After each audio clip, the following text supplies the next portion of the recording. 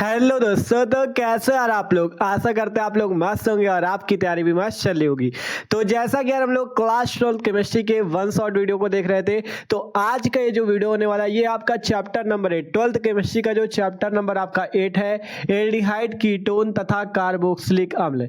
इस चैप्टर के जितने भी महत्वपूर्ण प्रश्न है, जितने भी सभी महत्वपूर्ण प्रश्न है, उन सभी महत्वपूर्ण प्रश्नों को यार आज की इस वीडियो पे हम लोग वन शॉट पे देखने वाले। ठीक है, मतलब जितने भी महत्वपूर्ण प्रश्न आपके पिछले वर्षों के पेपर में पूछे जाते हैं, इसी से पूछे जाते हैं। अगर आप इनको तैयार कर लेते हो तो आपका केमिस्ट्री के पेपर में मस्त तरीके से आप इस चैप्टर के सभी प्रश्नों को करके आओगे। ठीक है, तो आपको यार ये वीडियो पूरा लास्ट तक देखना है, क्योंकि मस्त तरीके से एक एक क्वेश्चन को देखेंगे, इससे बाहर आपका पेपर में नहीं आएगा। ठीक है, जितना यहाँ पे पढ़ा देंगे, अगर आप ये तैयार कर लेते हो तो मस्त तरीके से आप नंबर लाओगे केमिस्ट्री के पेपर में। देखो, हमने इससे पहले चैप्टर नंबर 1 से लेके चैप्टर नंबर 7 आपका जो एल्कोहल, फिनॉल तथा ईथर है, वहां तक के सभी वन शॉट करा दिए हैं। जिसने अभी तक वो वीडियो नहीं देखे, डिस्क्रिप्शन पे 12th केमिस्ट्री वन शॉट वाली प्लेलिस्ट है, वहां पे आप लोग जाके देख सकते हो। ठीक है, तो एकदम मस्त तरीके से हम लोग यहाँ पे सभी प्रश्नों को डिस्कस करेंगे। और एक चीज जान लो, जो लोग कमजोर छात्र हैं, जिन्होंने पूरे साल कुछ नहीं पढ़ा, उनके लिए तो ये वीडियो बहुत ज्यादा महत्वपूर्ण है। उनको ये वीडियो पूरा जरूर देखना है। और एक एक टॉपिक जो पढ़ाएंगे ना, किसी भी टॉपिक को आपको हल्के में नहीं लेना, सभी टॉपिक को अच्छे से पढ़ना है और उनको तैयार कर लेना है। ठीक है, अगर आप लोग अब नंबर लाना चाहते हो अच्छे, तो ठीक है, अच्छे नंबर पेपर में लाने तो अब यार आपको मेहनत करनी पड़ेगी और मस्त तरीके से एक एक टॉपिक को तैयार करना पड़ेगा। ठीक है, तो शुरू किया जाए। आपका जो चैप्टर नंबर 8 है, एल्डिहाइड, कीटोन तथा कार्बोक्सिलिक अम्ल वाला चैप्टर, और हमने कहा इससे पहले के जितने चैप्टर थे हमने करा दी, उनकी प्लेलिस्ट की लिंक आपको डिस्क्रिप्शन में मिल जाएगी, वहां से जाके सारे चैप्टर को पढ़ना। ठीक है, तो शुरू करते हैं हम लोग सभी महत्वपूर्ण प्रश्नों को वन शॉट पे 12th केमिस्ट्री के। तो शुरू करते हैं भैया अब हम लोग इस चैप्टर को मस्त तरीके से। ठीक है, और हमने बताया ही आपसे, जिसने कुछ नहीं पढ़ा बस उनको क्या करना है, इस वीडियो को पूरा देखना है मस्त तरीके से। भले ही आपने अभी तक कुछ नहीं पढ़ा, आप मस्त तरीके से एक एक टॉपिक को अच्छे से समझते हुए चलोगे। ठीक है, क्योंकि इतना मस्त तरीके से आपको समझाने वाले हैं। तो शुरू करते हैं हम लोग चैप्टर नंबर 8 हमारा, एल्डिहाइड, कीटोन तथा कार्बोक्सिलिक अम्ल। ठीक है, तो एल्डिहाइड, कीटोन तथा कार्बोक्सिलिक अम्ल में सबसे पहले हम लोग क्या बात करेंगे, एल्डिहाइड क्या होता है, इसका सूत्र क्या होता है, इसका मतलब नाम तंत्र कैसे क्या जाता है, साधारण नाम, आयुपेशी नाम। इसी टाइप से कीटोन क्या होता है, कीटोन का साधारण नाम, आयुपेशी कैसे लिखा जाता है, इसके प्रकार कितने होते हैं। इसी टाइप से कार्बोक्सिलिक अम्ल। ठीक है, कार्बोक्सिलिक अम्ल के कितने प्रकार होते हैं, क्योंकि ये आपसे पूछा जा सकता है, मान लो पूछ लेगा कार्बोक्सिलिक अम्ल के प्रकार बताओ। ठीक है, तो आप बता सकते हो। तो सब चीज पहले हम क्या करेंगे, इसके बेसिक के बारे में बात करेंगे, फिर एक एक क्वेश्चन को भी अच्छे से समझते हुए चलेंगे। ठीक है, तो बेसिक बहुत ज्यादा इंपॉर्टेंट होता है अगर आप किसी चैप्टर को स्टार्ट कर रहे हो। ठीक है, तो सबसे पहले हम इसके बेसिक समझ लेते हैं, जिससे आपको किसी भी सूत्र को समझना आसानी से आ जाएगा। ठीक है, तो शुरू करें एक एक करके, मस्त तरीके से समझते चलना। पहले बात करते हैं एल्डिहाइड की। एल्डिहाइड क्या होते हैं, तो अगर आपसे कभी भी पेपर में पूछ लिया जाए एल्डिहाइड क्या है, ठीक है, तो आपको क्या बताना है, सिंपल कि एल्डिहाइड क्या होते हैं। सिंपल आपको कहना है कि RCHO सूत्र के यौगिकों को हम लोग एल्डिहाइड कहते हैं। क्या कहोगे, RCHO सूत्र के यौगिकों को एल्डिहाइड कहते हैं। जहां R क्या होता है, R को हम लोग बोलते हैं एल्किल समूह। R को क्या बोलते हैं, एल्किल समूह बोलते हैं। ठीक है, R को क्या बोलते हैं, एल्किल समूह। R होता है एल्किल समूह। ठीक है, R की जगह आप कोई भी एल्किल समूह लगा सकते हो। एल्किल समूह कौन से होते हैं, जैसे CH3 हो गया, C2H5 हो गया, C3H7 हो गया, इन सबको क्या बोलते हैं, एल्किल समूह बोलते हैं। ठीक है, इनको क्या बोलते हैं, एल्किल समूह बोलते हैं। इसका नाम मेथिल, इसका नाम एथिल, इसका नाम प्रोपिल।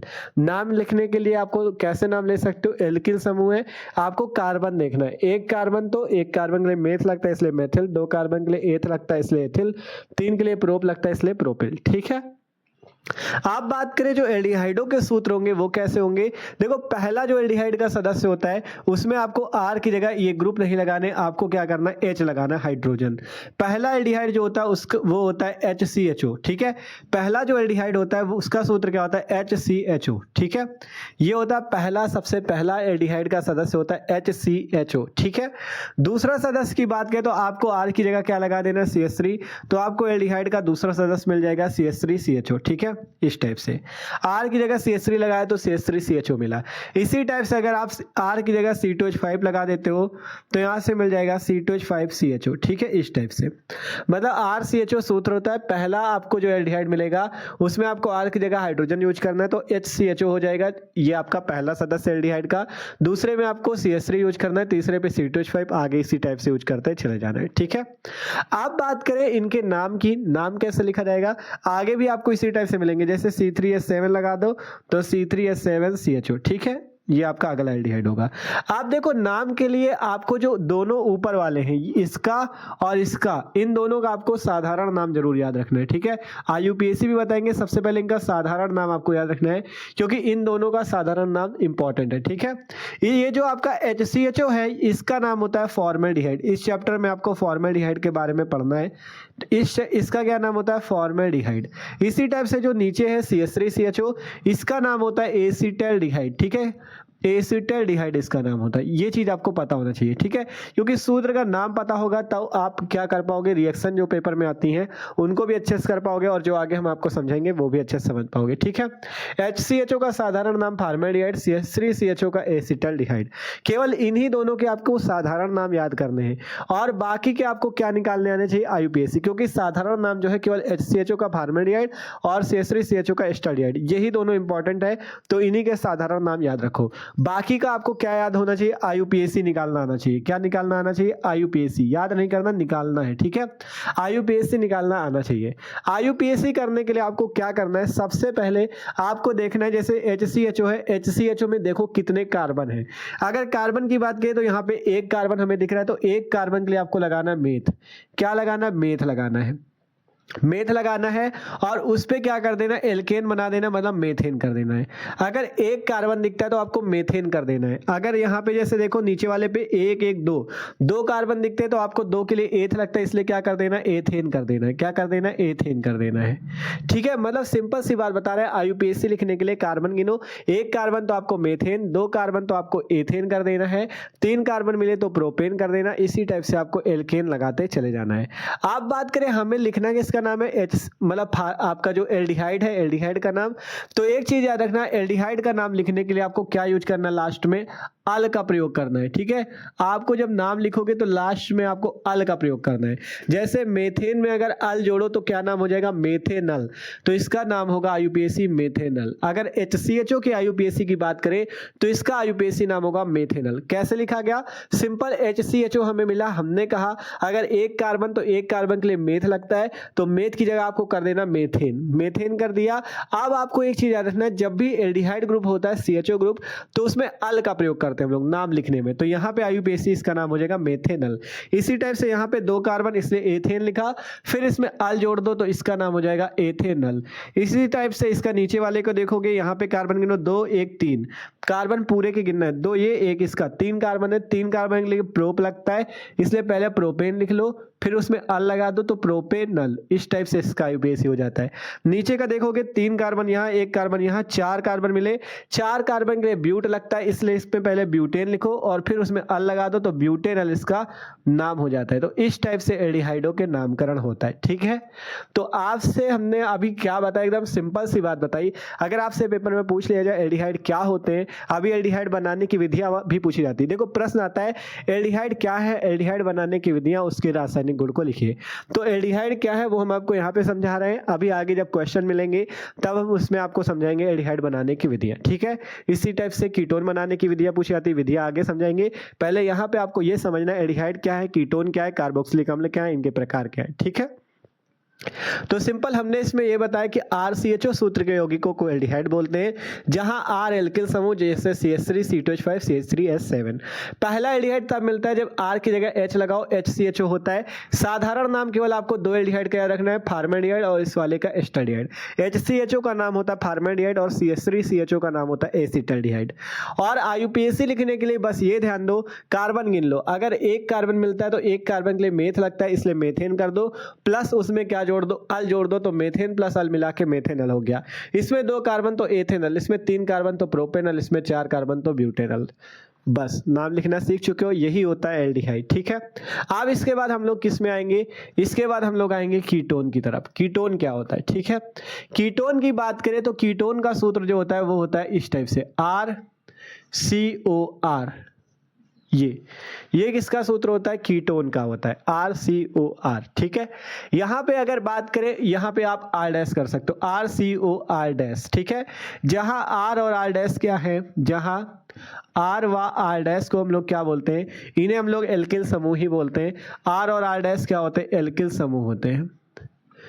R और R डैश भैया क्या होते हैं, एल्किल समूह होते हैं। ठीक है, एल्किल समूह में वैसे ही जैसे R और R डैश की जगह आप कोई भी ग्रुप लगा सकते हो, CH3 C2H5 C3H7 कोई भी समूह लगा सकते हो। ठीक है, यहाँ पे आपका R और R डैश का जो मान है वो सेम भी हो सकता है, R बराबर भी हो सकता है R डैश के, और R बराबर नहीं भी हो सकता है R डैश के। ठीक है, R डैश के बराबर भी हो सकता है, R डैश के बराबर नहीं भी हो सकता है।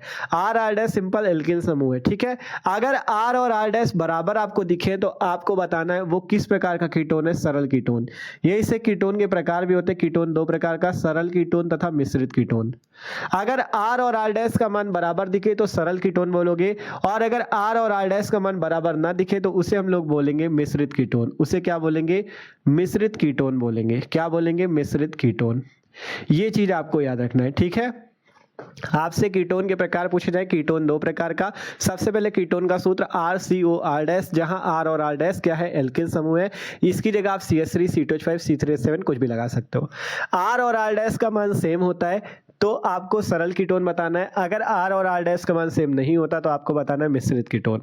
आप जैसे एग्जांपल से समझे तो देखो, जैसे आपका सूत्र क्या होता है, RCOR डैश। ठीक है, अगर हम R और R डैश की जगह सेम एल्किल ग्रुप लगाते हैं, जैसे उदाहरण के लिए मान लो हम लगा दें CH3 COCH3, ये एक प्रकार का आपका क्या है, इसे बोलते हैं आपका कीटोन। ठीक है, क्योंकि यहाँ पे बीच में आप देखोगे CO ग्रुप लगा तो कीटोन है। ठीक है, CO ग्रुप दिख जाए तो आप क्या बताओगे, कीटोन ग्रुप बताओगे। तो सिंपल अगर यहाँ पे देखें तो इधर भी एल्किल ग्रुप CH3 है, इधर भी एल्किल ग्रुप CH3 है, मतलब R और R डैश का मान समान, तो ये किस प्रकार का कीटोन है, सरल कीटोन। इसी टाइप से अगर बात करें जैसे C2H5 COCH3, C2H5 CO C2H5, मतलब इधर भी हमने R की जगह C2H5 लगाया, R डैश की जगह भी C2H5 लगाया, तो ये भी एक प्रकार का सरल कीटोन होगा, क्योंकि इसमें इधर वाला एल्किल और इधर वाला एल्किल दोनों सेम है। जब दोनों जगह एल्किल सेम होंगे तो उस प्रकार के कीटोन को हम लोग सरल कीटोन बोलेंगे। और अगर एल्किल दोनों तरफ अलग अलग होंगे, जैसे इधर CH3 CO, इधर भी आपका क्या हो जाए, C2H5 हो जाए, तो इस प्रकार के कीटोन को हम लोग मिश्रित कीटोन बोलेंगे। क्योंकि इधर CH3 लगा है, इधर C2H5 लगा, मतलब दोनों एल्किल बराबर नहीं है, मतलब R बराबर नहीं है R डैश के, तो इस प्रकार के कीटोन को मिश्रित कीटोन बोलते हैं। ठीक है, इतना समझ में आया। अब बात आती है इसका नाम लिखने की। इसका नाम कैसे लिखा जाएगा, तो नाम लिखने की अगर हम लोग बात करें तो नाम आपको इस वाले का साधारण नाम जरूर याद रखना है। ये जो आपका पहला सदस्य है CH3 COCH3, इसका साधारण नाम याद रख लो। इसका साधारण नाम इंपॉर्टेंट है, इसका नाम है एसीटोन। इसका क्या नाम है, एसीटोन। इस चैप्टर पे हमें एसीटोन के बारे में पढ़ना है। ठीक है, इसका नाम है एसीटोन, साधारण नाम इसका याद रख लो, CH3 COCH3 एसीटोन। और तो इन सबके साधारण नाम इंपॉर्टेंट नहीं है, जितने बाकी के इनका आप IUPAC निकालना सीख लो। ठीक है, कि इनका IUPAC क्या होता है।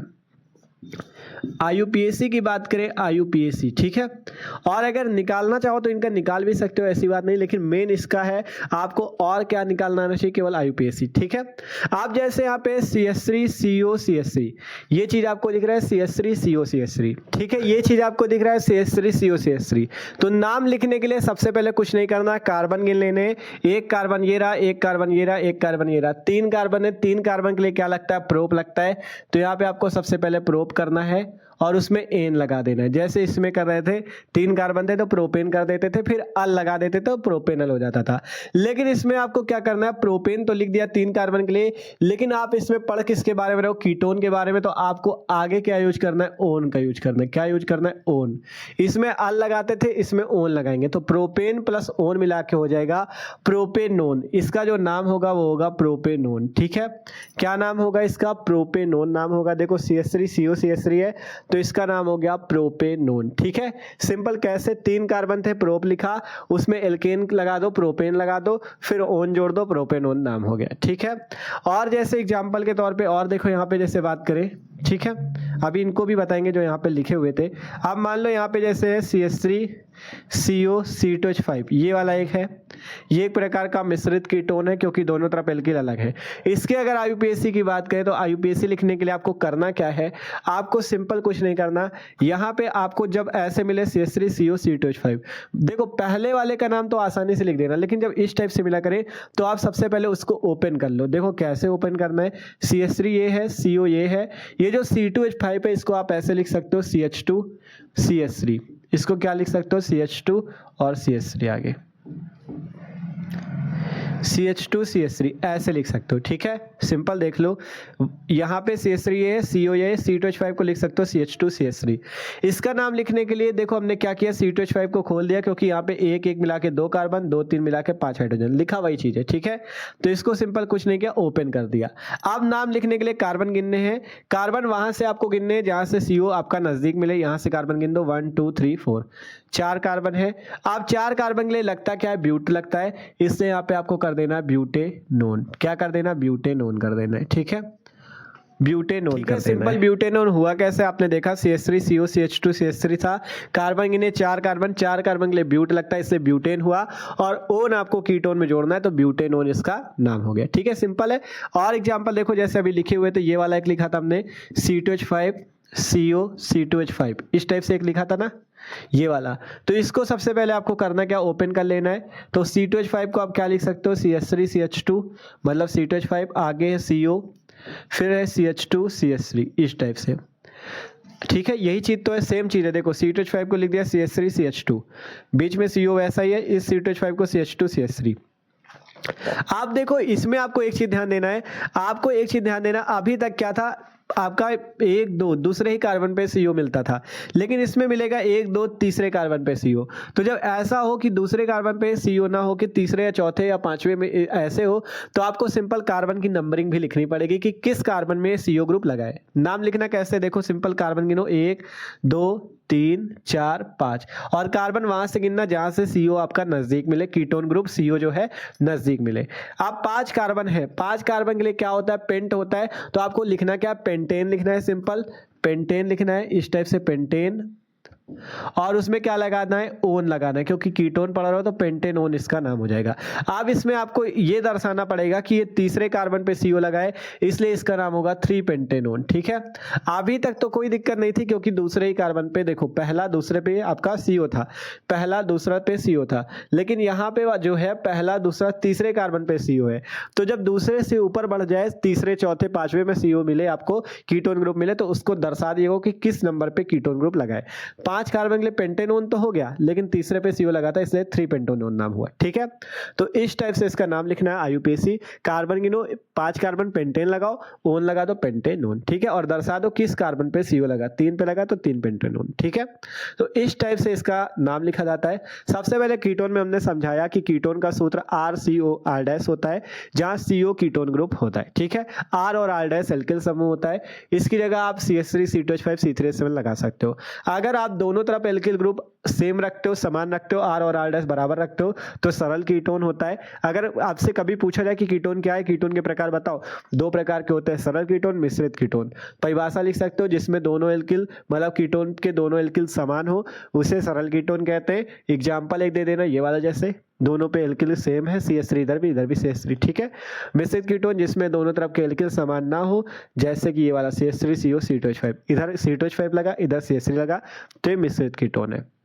नाम केवल आपको इसका साधारण नाम याद रखना है, इसका CH3 CO CH3 का नाम होता है एसीटोन, क्योंकि इसे अभी हम लोग आगे पढ़ेंगे भी। ठीक है, फिर आपका IUPAC पे आपको कैसे लिखना है, कार्बन गिनो, जितने कार्बन हो आपको उतना, जैसे 3 कार्बन तो प्रोपेन लिखा, फिर ओन लगा दिया प्रोपेनोन, इस टाइप से इसका नाम। एल्डिहाइड पे क्या था, अल लगता था, इसमें ओन लगता है। ठीक है, तो ये दोनों चीजें आपको समझ में आई, एल्डिहाइड कीटोन। अब बात करें हम लोग कार्बोक्सिलिक की। ठीक है, मतलब मस्त तरीके से एक एक टॉपिक को समझते चलना है, मतलब एक एक पॉइंट को समझते चलना है, जिससे कमजोर से कमजोर बच्चा भी मस्त तरीके से पूरा सीख जाए। ठीक है, ये पूरी कोशिश है। अब बात करें कार्बोक्सिलिक अम्ल, कार्बोक्सिलिक एसिड क्या होता है। बात करें कार्बोक्सिलिक अम्ल की, तो कार्बोक्सिलिक अम्ल का जो सूत्र होता है वो होता है RCOOH। क्या सूत्र होता है कार्बोक्सिलिक अम्ल का? RCOOH। RCOOH सूत्र के यौगिकों को हम लोग कार्बोक्सिलिक बोलते हैं। जहां R आपका वही है, जहां R आपका क्या है? एल्किल समूह है। जहां R क्या है भैया? एल्किल समूह है। ठीक है, एल्किल समूह है, जहां आप CH3 C2H5 कुछ भी लगा सकते हो। ठीक है, अब बात करें R एल्किल समूह है। यहाँ पे आपको एक चीज और ध्यान देना है, लेते हैं प्रकार कार्बोक्सिलिक अम्ल की, कि कार्बोक्सिलिक अम्ल कितने प्रकार का होता है। बात करें अगर कार्बोक्सिलिक अम्ल की, तो कार्बोक्सिलिक अम्ल जो होता है 3 प्रकार का होता है। पहला मोनो कार्बोक्सिलिक अम्ल, ये चीज आपको याद रखना है, कार्बोक्सिलिक अम्ल 3 प्रकार का होता है। मोनो कार्बोक्सिलिक अम्ल, मोनो कार्बोक्सिलिक अम्ल। दूसरा आपका होता है डाई कार्बोक्सिलिक अम्ल, डाई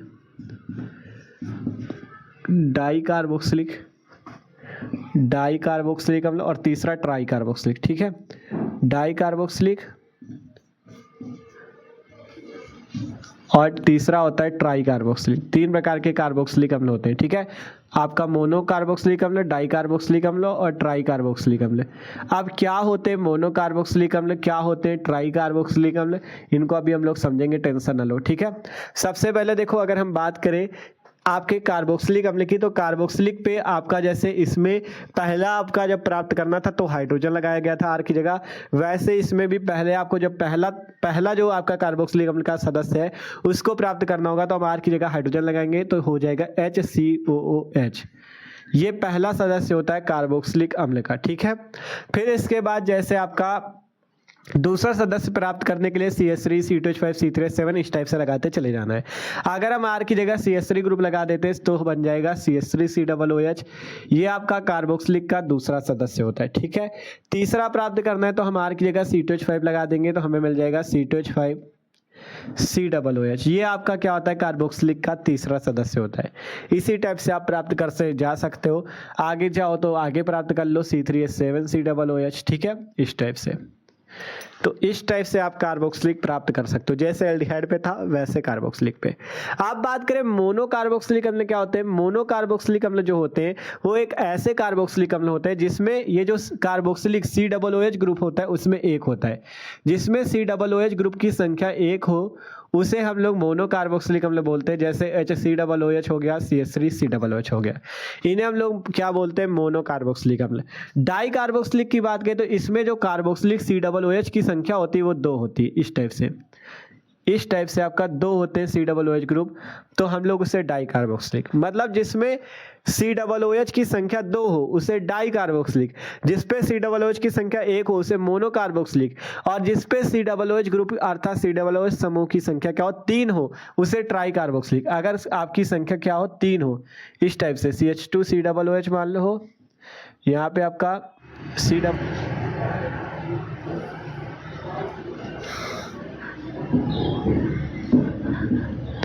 यहाँ पे CH2 COOH। ठीक है, इस टाइप से, तो ये आपका ट्राई कार्बोक्सिलिक होता है। CH2 COOH COH COOH CH2 COOH। ठीक है, ये ट्राई कार्बोक्सिलिक होता है, मतलब जिसमें कार्बोक्सिलिक अम्ल की संख्या 1 हो उसे मोनो कार्बोक्सिलिक अम्ल, जिसपे कार्बोक्सिलिक अम्ल की संख्या COOH की संख्या 2 डाई कार्बोक्सिलिक, जिसमें COOH की संख्या 3 हो ट्राई कार्बोक्सिलिक। ठीक है, यहाँ पे बीच में C के साथ OH लगा हुआ है और फिर आगे COOH है। ठीक है, ये जो सूत्र होता है इस सूत्र का नाम सिट्रिक अम्ल होता है। ठीक है, जान लो।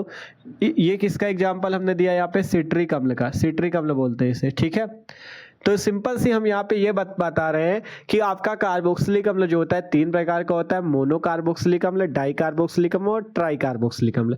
आपसे कोई पूछे कि बताओ उदाहरण से समझाओ इसे, तो क्या कहोगे? मोनो कार्बोक्सिलिक अम्ल एक ऐसा कार्बोक्सिलिक अम्ल होता है जिसमें कार्बोक्सिलिक अर्थात COOH ग्रुप की संख्या 1 हो, जैसे CH3 COOH या HCOOH। डाई कार्बोक्सिलिक अम्ल एक ऐसा कार्बोक्सिलिक अम्ल होता है जिसमें COOH ग्रुप की संख्या 2 हो, जैसे ये CH2 COOH CH2 COOH। ठीक है, ये डाई कार्बोक्सिलिक है। ट्राई कार्बोक्सिलिक एक ऐसा कार्बोक्सिलिक अम्ल होता है जिसमें COOH की संख्या 3 हो, जैसे CH2 COOH COH COOH CH2 COOH। इसे हम लोग सिट्रिक अम्ल बोलते हैं। ठीक है, तो ये है कार्बोक्सिलिक अम्ल के प्रकार। कभी भी पूछे जाए बता देना 3 प्रकार के, ठीक है। उदाहरण इस टाइप से दे सकते हो। अब बात करें हम लोग कार्बोक्सिलिक अम्ल का नामकरण कैसे किया जाता है, ठीक है। तो नामकरण के लिए आपको साधारण नाम पे किसका किसका याद रखने की जरूरत है। साधारण नाम पे बात करें तो साधारण आपको किसका किसका पता होना चाहिए, पहला और दूसरा सदस्य का, ठीक है। इन दोनों के इंपॉर्टेंट है, इसका नाम आपको याद रखना है और इस वाले का, और बाकी के आपको क्या याद रखने हैं, IUPAC नाम, ठीक है। तो सिंपल बात करें, इस वाले का नाम आपको एकदम याद कर लेना है, इसका नाम होता है फॉर्मिक अम्ल। HCOOH का नाम होता है फॉर्मिक अम्ल, इसका नाम आपको याद कर लेना है, ठीक है। दूसरा होता है CH3COOH, इसका नाम होता है एसिटिक अम्ल। क्या नाम होता है इसका, एसिटिक अम्ल नाम होता है। ये देख सकते हो कैसे नाम आ रहा है, इसी तरह से जैसे इसका फॉर्मेल्डिहाइड था, इसका एस्टाल्डिहाइड था, वैसे इसका HCOOH लगा इसलिए फॉर्मिक अम्ल, CH3COOH लगा तो एसिटिक अम्ल, ठीक है। एल्डिहाइड था तो फॉर्मेल्डिहाइड, एसिटाल्डिहाइड, आपका कार्बोक्सिलिक है इसलिए फॉर्मिक अम्ल, एसिटिक अम्ल, ठीक है। इस टाइप से आपको केवल 2 सदस्यों के क्या याद रखने हैं, साधारण नाम याद रखने हैं। HCOOH का नाम फॉर्मिक अम्ल होता है, CH3COOH का नाम एसिटिक अम्ल होता है। बाकी के आपको क्या निकालना सीख लेना है, IUPAC, ठीक है। बाकी के आपको IUPAC निकालना सीख लेना है कि IUPAC कैसे निकाला जाता है, ठीक है। IUPAC निकालने के लिए क्या करो, कार्बन गिनो सबसे पहली बात, ठीक है। और इसमें क्या लगता है, इसमें लगता है ओइक अम्ल, इसमें हम लोग यूज करते हैं लास्ट में ओइक अम्ल। क्या यूज करते हैं, ओइक अम्ल यूज करते हैं। इसमें हमने अल यूज किया था, इसमें ओन यूज किया, लेकिन इसमें हम क्या यूज करेंगे, ओइक अम्ल, ठीक है। क्या यूज करेंगे, ओइक अम्ल। जैसे यहाँ पे HCOOH है, कार्बन कितने, एक कार्बन के लिए मेथेन हो जाएगा, एक कार्बन के लिए मेथ लगता है, एन आपको अलग से लगाना है, मेथेन कर देना है और आगे जोड़ देना ओइक अम्ल, तो मेथेन प्लस ओइक अम्ल मिला के मेथेनोइक अम्ल, इसका नाम हो जाएगा मेथेनोइक अम्ल।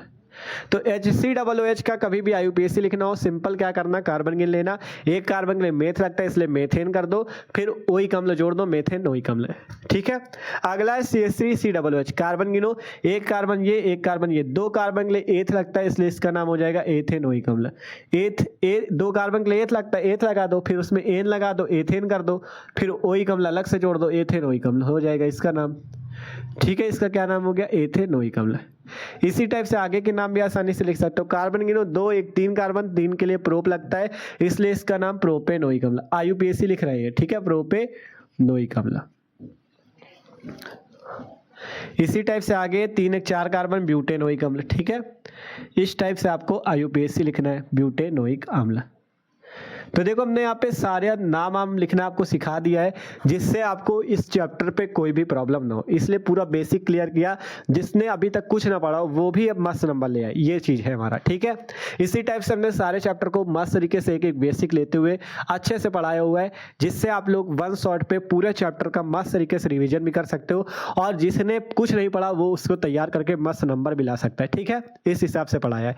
तो सिंपल कार्बोक्सिलिक भी आपका कंप्लीट है। सिंपल IUPAC लिखने के लिए कार्बन गिनो, 1 कार्बन तो मेथेन कर दो, ओइक अम्ल अलग से जोड़ दो, मेथेनोइक अम्ल, 2 कार्बन तो एथेनोइक अम्ल, 3 कार्बन प्रोपेनोइक, 4 कार्बन ब्यूटेनोइक अम्ल, ठीक है। इस टाइप से आपके कार्बोक्सिलिक होते हैं। तो ये है आपका एल्डिहाइड कीटोन कार्बोक्सिलिक। इसको जैसे हमने बनाया है ऐसे ही आप लोग कोशिश करना कि 1 पेज या 2 पेज पे जैसे आप लोग बना सको, इसको इसी टाइप से नोट कर लेना, जिससे आपको एकदम शॉर्ट नोट्स पे आपका लिखा हुआ है एल्डिहाइड क्या होते हैं उनका नामकरण, कीटोन क्या होते हैं उनका नामकरण, कितने प्रकार के सरल कीटोन, मिश्रित कीटोन जिसमें दोनों एल्किल समान, सरल कीटोन जिसमें दोनों एल्किल अलग अलग, मिश्रित कीटोन। इसीलिए मस्त तरीके से यहाँ पे इस टाइप से चार्ट बना के हमने बना दिया, जिससे आप लोग एक ही पेज पे मस्त तरीके से रिवाइज कर सको एल्डिहाइड, कीटोन तथा कार्बोक्सिलिक को, ठीक है। तो आपको इतना बात तो समझ में आ गई होगी, क्या होता है एल्डिहाइड, क्या होता है कीटोन, क्या होता है कार्बोक्सिलिक। अब हम बात करते हैं इससे रिलेटेड क्वेश्चन जो कि पेपर में पूछे जाते हैं, ठीक है। तो अब आप लोग क्या करोगे, इनको नोट कर लोगे। आप शुरू करते एक एक करके प्रश्न, कैसे क्वेश्चन आएंगे पेपर में समझते हैं, ठीक है। तो इनको नोट कर लो आप लोग।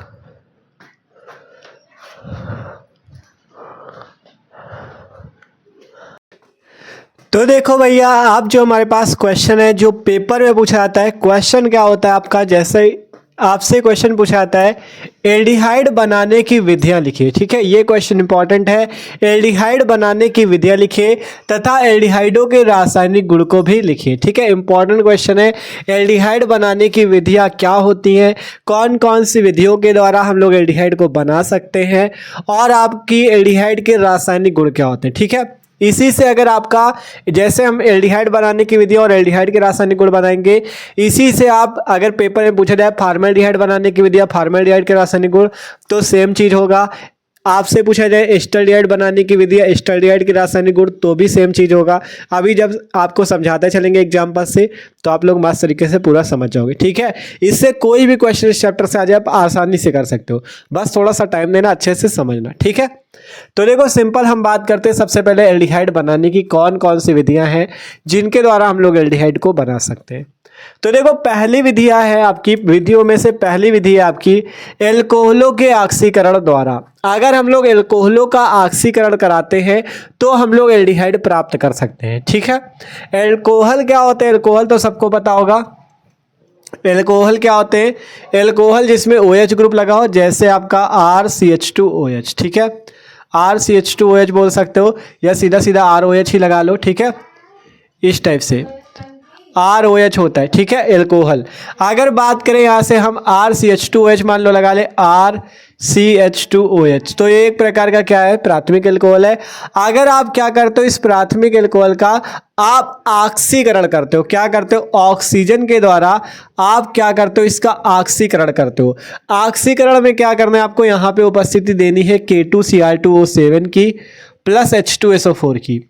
अगर आप K2Cr2O7 प्लस H2SO4 द्वारा एल्कोहल जो ROH सूत्र का यौगिक या RCH2OH है, अगर आप उसका ऑक्सीकरण ऑक्सीजन द्वारा K2Cr2O7 प्लस H2SO4 पे करते हो तो आपका एल्डिहाइड बनता है। कैसे? सिंपल, यहाँ पे आपको R दिख रहा है तो R ये आया, यहाँ से आपको CH दिख रहा है, CH ले लो, CH2 पे आपको एक हाइड्रोजन हटा देना है, बचेगा CH, CH लिख लो, ऑक्सीजन है आगे का, ऑक्सीजन लिख लो, RCHO, ठीक है, RCHO। अब इसके बाद अगर देखोगे यहाँ से एक हाइड्रोजन बचा, यहाँ का हाइड्रोजन और ऑक्सीजन मिलके आपका H2O जो होता है वो बाहर निकल जाता है, ठीक है, H2O बाहर निकल जाता है। अब आपको यहाँ पे एक चीज करना है, अगर देखोगे ऑक्सीजन बैलेंस करने को, तो यहाँ पे एक एक दो ऑक्सीजन है, यहाँ पे एक दो तीन ऑक्सीजन है।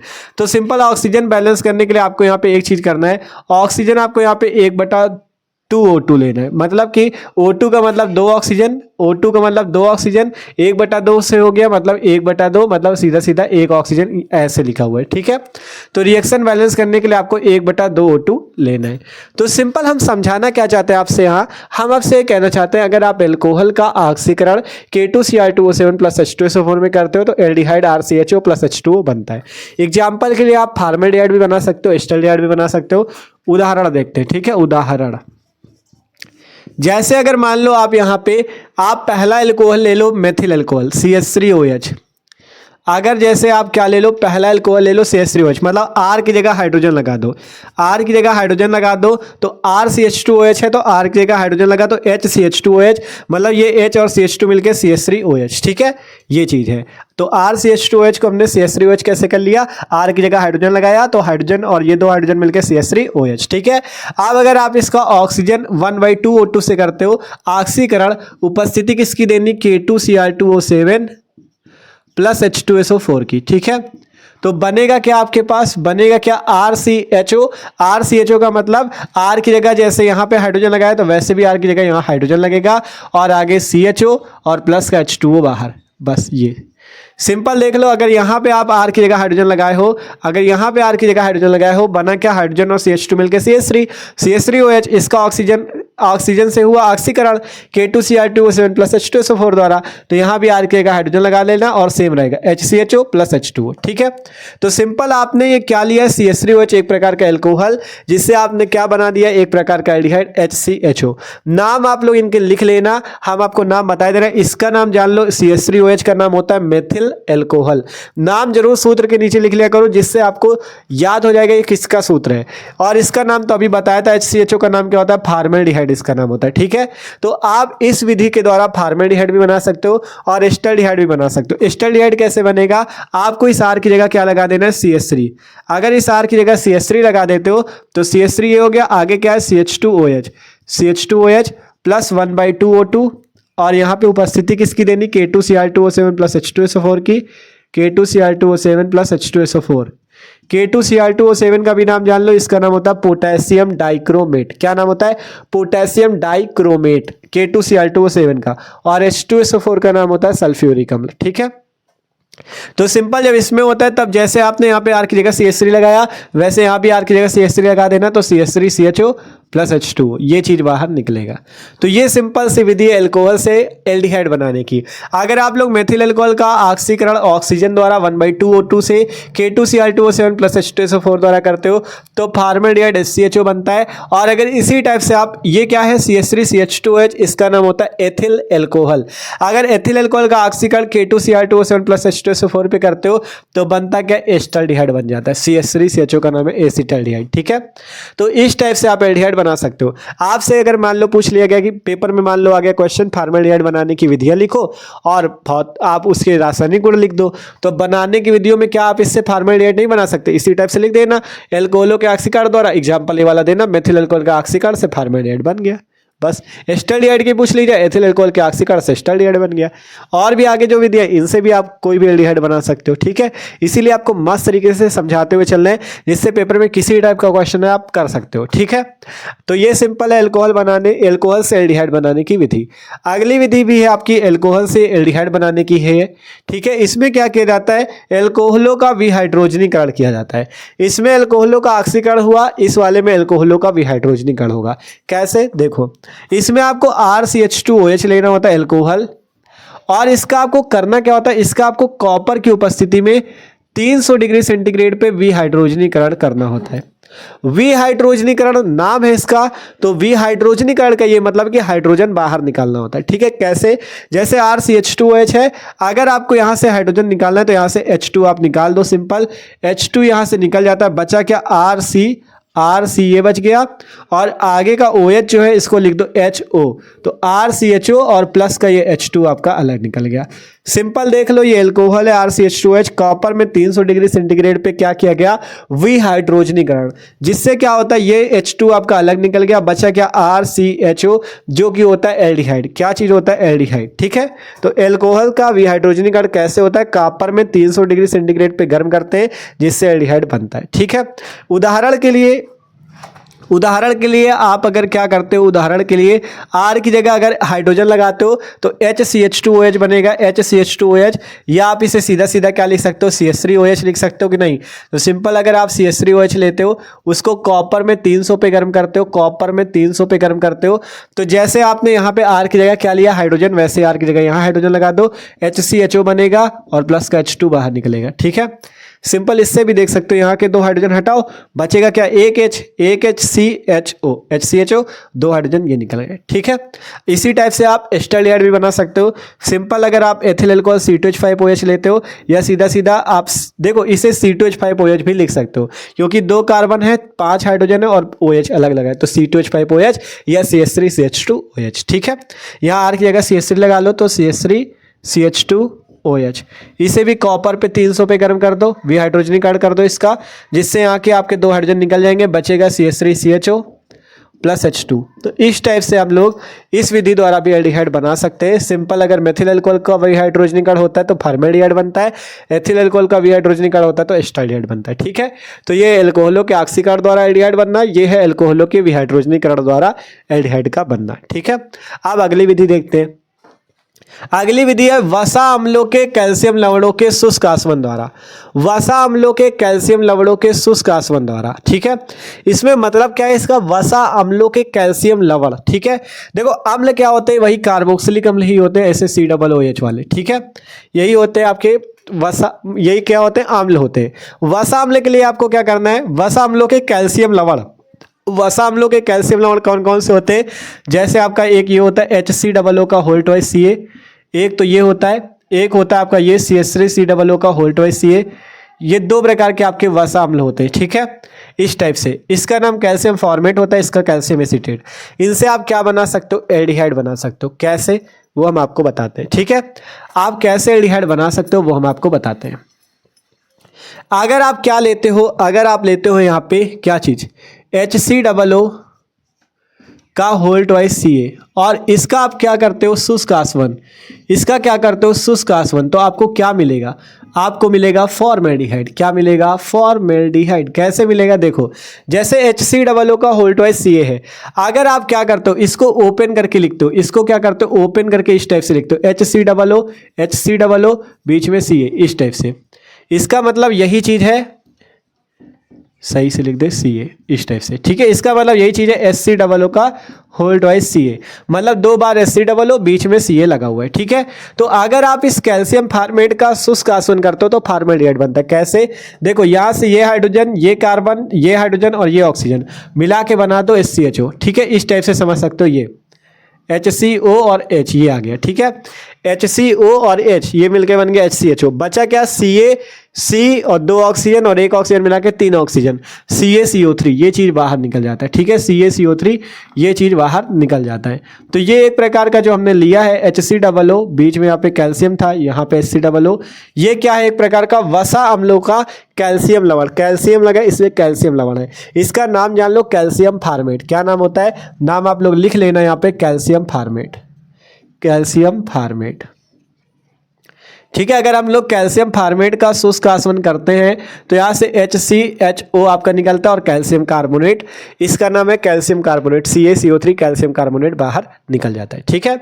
इसी टाइप से आप एस्टल्डिहाइड बना सकते हो। एस्टल्डिहाइड बनाने के लिए क्या करना है आपको ये जो HCOO होल ट्वाइस Ca है और ये जो CH3COO होल ट्वाइस Ca, इन दोनों को ओपन करके इस टाइप से लिख लेना है, इन दोनों को ओपन करके इस टाइप से आपको लिख लेना है और इसका करना है शुष्क आसवन। क्या करना है, इसका शुष्क आसवन करना है इस टाइप से। ये जो दोनों थे ना HCOO का होल ट्वाइस Ca और CH3COO का होल ट्वाइस Ca, इन दोनों को आपको कुछ नहीं करना, इस टाइप से ओपन करके लिख लेना है। इस वाले को ओपन किया इस टाइप से कैल्शियम फॉर्मेट, इस वाले को ओपन किया कैल्शियम एसीटेट, नाम दोनों के नोट कर लेना, कैल्शियम फॉर्मेट कैल्शियम एसीटेट। आप जब इसका शुष्क आसवन होगा तब क्या होगा, जब इसका शुष्क आसवन होगा तो एस्टल्डिहाइड बनेगा। कैसे, ये जो CH3 देख रहे हो, ये CH3 देख रहे हो और यहाँ पे HCO देख रहे हो, HCO देख रहे हो, HCO को आप CHO लिख सकते हो, तो यहाँ से CHO, यहाँ से CHO, यहाँ से CH3, यहाँ से CH3, अर्थात 2 बार CH3 2 बार CHO, तो 2 CH3CHO निकलेंगे, 2 CH3CHO, ठीक है। अब इसके बाद देखोगे एक कैल्शियम ये, एक कैल्शियम ये, यहाँ भी 2 बन रहा है तो 2 कैल्शियम निकलेंगे और क्या बचा, यहाँ से C 2 ऑक्सीजन, यहाँ का 1 ऑक्सीजन मिला के CO3, यहाँ C 2 ऑक्सीजन और 1 ऑक्सीजन मिला के CO3, मतलब 2 CO3 भी है तो 2 CO3 भी निकलेंगे, ठीक है। इस टाइप से ये अभिक्रिया हो गई है सिंपल। हमने क्या लिया, कैल्शियम फॉर्मेट, कैल्शियम एसीटेट, ठीक है। कैल्शियम फॉर्मेट और कैल्शियम एसीटेट को मिला के जब शुष्क आसवन करोगे एस्टल्डिहाइड के 2 अणु और 2 अणु कैल्शियम कार्बोनेट के निकलेंगे, ठीक है। तो ये है वसा अम्लों के कैल्शियम लवणों के शुष्क आसवन द्वारा एल्डिहाइडों का बनना। अगर आप वसा अम्लों का कैल्शियम लवण कैल्शियम फॉर्मेट लेते हो उसका शुष्क आसवन करोगे फॉर्मेल्डिहाइड, अगर आप कैल्शियम फॉर्मेट और कैल्शियम एसीटेट को मिला के शुष्क आसवन करोगे तो एस्टल्डिहाइड बनेगा। कैसे बना, CH3 ये रहा CHO, CH3CHO और 2 कैल्शियम कार्बोनेट निकल गए, ठीक है। तो इस टाइप से भी आप एल्डिहाइड बना सकते हो, फॉर्मेल्डिहाइड, एस्टल्डिहाइड। आप देखो अगला है रोजेनमुंड अपचयन द्वारा, ठीक है। रोजेनमुंड अपचयन के द्वारा भी हम लोग एल्डिहाइड बना सकते हैं, ठीक है। आपसे एक चीज जान लो, ये जो रोजेनमुंड अपचयन अपक्रिया है ना, ये एक ऐसी अपक्रिया है जो कि नाम वाली अपक्रिया है और ये पेपर में पूछी जाती है नेमिंग रिएक्शन के रूप में। ये अभिक्रिया जो रोजेनमुंड अपचयन है ये पेपर में पूछी जाती है, बहुत ही महत्वपूर्ण अपक्रिया, आपसे डायरेक्ट पूछ लेगा रोजेनमुंड अपचयन बताओ, तो ये ऐसी ही अपक्रिया है, आपको जो यहाँ बताने वाले वही करना है, ठीक है। और एक चीज यहाँ पे और जान लो, हमने 12th केमिस्ट्री की टॉप 100 रिएक्शंस की एक सीरीज चलाई है जिसमें पूरे किताब की जितनी भी महत्वपूर्ण अपक्रिया पेपर में पूछी जाती है उन सभी अपक्रियाओं को, चाहे कैसे प्राप्त करेंगे वाली हो, नाम वाली अपक्रिया हो या क्या होता है जब वाली, उन सभी अपक्रियाओं को हम उन टॉप 100 रिएक्शंस पे करा रहे हैं। तो जो लोग अभी तक उन वाले वीडियोज को नहीं देखे हो, डिस्क्रिप्शन पे 12th केमिस्ट्री वाली प्लेलिस्ट है, वहां पे जाना, आपको टॉप 100 रिएक्शंस वाली सीरीज मिल जाएगी। वहां आपके जितने भी वीडियो आए हैं, देखो एक वीडियो पे नहीं है, वो आपके पार्ट बाई पार्ट है, क्योंकि आपकी 100 रिएक्शंस हैं तो 100 को मस्त तरीके से समझाया जिससे आप लोग केमिस्ट्री के पेपर में रिएक्शंस पे कोई भी दिक्कत ना हो, ठीक है। तो उन रिएक्शंस को जरूर तैयार कर लेना, आपकी सारी अपक्रिया चाहे नाम वाली हो, क्या होता है जब वाली हो, कैसे प्राप्त करेंगे वाली, सारी तैयार हो जाएंगी। और अगर वीडियो ढूंढने में दिक्कत हो कमेंट कर देना, हम आपको बता देंगे, ठीक है।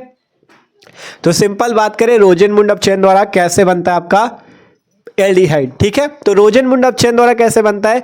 रोजनमुंड अपचयन द्वारा बनाने के लिए आपको करना क्या है? आपको एसिटिल क्लोराइड लेना है या एसिड क्लोराइड लेना है, RCOCl, इसे बोलते हैं एसिड क्लोराइड। क्या बोलते हैं? Acid chloride. इसका आपको करना क्या है? अपचयन करना है हाइड्रोजन द्वारा। यहाँ पे आपको 2 का गुणा कर लेना है, 2 हाइड्रोजन, और इसमें उपस्थिति किसकी होती है? पैलेडियम, PD को बोलते हैं पैलेडियम, और यहाँ पे रहेगा BaSO4 जिसे बोलते हैं बेरियम सल्फेट, और यहाँ पे रहेगी उबलती जाइलिन। यहाँ पे क्या रहेगी? उबलती जाइलिन, उबलती जाइलिन। ठीक है, आपको करना क्या होता है? आपको एसिड क्लोराइड लेना, RCOCl, अपचयन करो पैलेडियम बेरियम सल्फेट उबलती जाइलिन में, जिससे बनेगा क्या? आपका बनेगा जाके क्या? एल्डिहाइड। ठीक है, कैसे? सिंपल, यहां से RC आपको दिख रहा है, RC ले लो, RC, एक हाइड्रोजन यहाँ का लो, RCH हो गया, यहाँ का ऑक्सीजन RCHO, और फिर एक हाइड्रोजन एक Cl मिलके HCl, ये चीज निकलता है। देखो RC, एक हाइड्रोजन ऑक्सीजन मिलके RCHO, एक हाइड्रोजन बचा और Cl बचा, HCl बाहर, ये क्या बना? एल्डिहाइड। लेकिन इसमें एक चीज याद रखना, ये जो रोजनमुंड अपचयन अपक्रिया है इसमें ये नहीं बनता, आपका फॉर्मेल्डिहाइड नहीं बनाती है। ठीक है, ये फॉर्मेल्डिहाइड नहीं बनाती, बाकी सारे एल्डिहाइड बनाएगी। ठीक है, HCHO को नहीं बनाती है ये। इस अपक्रिया द्वारा आप फॉर्मेल्डिहाइड नहीं बना सकते। ठीक है, इस अपक्रिया द्वारा फॉर्मेल्डिहाइड नहीं बना सकते, एस्टरडिहाइड बना सकते हो, आगे की जितने एल्डिहाइड उनको बना सकते हो, लेकिन फॉर्मेल्डिहाइड नहीं। ठीक है, तो सिंपल, अगर R की जगह आप क्या रखते हो? CH3 रखते हो, तो CH3COCl हो जाएगा, plus 2 hydrogen, palladium barium sulphate उबलती जाइलिन, उबलती जाइलिन, जिससे बनेगा क्या? यहां से CH3CO है, तो CH3C लिख लो पहले, एक हाइड्रोजन ले लो, CH3CH, ऑक्सीजन, CH3CHO, एक हाइड्रोजन एक Cl मिलके HCl। तो इस टाइप से एल्डिहाइड बना सकती है, बस फॉर्मेल्डिहाइड नहीं बनाएगी रोजनमुंड अपचयन अपक्रिया। ठीक है, और अगर कभी भी पेपर में पूछी जाए तो इसी टाइप से अपक्रिया दे देना। अगर लिखना चाहो तो लिख सकते हो कि एसिड क्लोराइड का अपचयन हाइड्रोजन द्वारा क्या होता है? अपचयन होता है। तो लिखा जाता है एसिड क्लोराइड का अपचयन पैलेडियम बेरियम सल्फेट उबलती जाइलिन की उपस्थिति में करने पे आपका क्या बनता है? एल्डिहाइड बनता है, और यह अभिक्रिया रोजनमुंड अपचयन अपक्रिया कहलाती है। पेपर में पूछा जाए बस ऐसे कर देना, एसिड क्लोराइड का अपचयन हाइड्रोजन द्वारा पैलेडियम बेरियम सल्फेट उबलती जाइलिन की उपस्थिति में करने पे एल्डिहाइड बनता है, और यह अभिक्रिया रोजनमुंड अपचयन अपक्रिया कहलाती है। तो इस टाइप से हम लोग इस विधि द्वारा भी एल्डिहाइड बना सकते हैं। इसीलिए कहा था आपसे पहले ही, जितना ये वीडियो है ना, इसमें सभी महत्वपूर्ण बातें मतलब होंगी, क्योंकि ये ऐसे ऐसे क्वेश्चन इससे बचते हैं, इनको हल्के में ना लेना कि इनसे कुछ आएगा नहीं, इनसे बहुत कुछ फंसेगा आपका पेपर में। आप लोगों को बस ये तैयार करना, जब बताना कि आपका फंसा ना हो इनसे। ठीक है, जब पेपर हो जाए तो बताना अगर इनसे जो 1 शॉट करा रहे हैं इनसे आपके ना फंसे पेपर में। ठीक है, क्योंकि ये आपके ऐसे ऐसे हैं, देखो इनमें बनाने की विधियाँ पेपर में आती है, इनसे बनाने की विधियाँ हैं, फिर रासायनिक गुण अभी बताएंगे, रासायनिक गुण भी इंपॉर्टेंट है, ये सब पूछे जाते हैं पेपर में, इसलिए आपको करा रहे हैं, ऐसे थोड़ी नहीं करा रहे हैं। तो अब इसको नोट करो, आप बात करते हैं इसके रासायनिक गुण, एल्डिहाइड के रासायनिक गुण।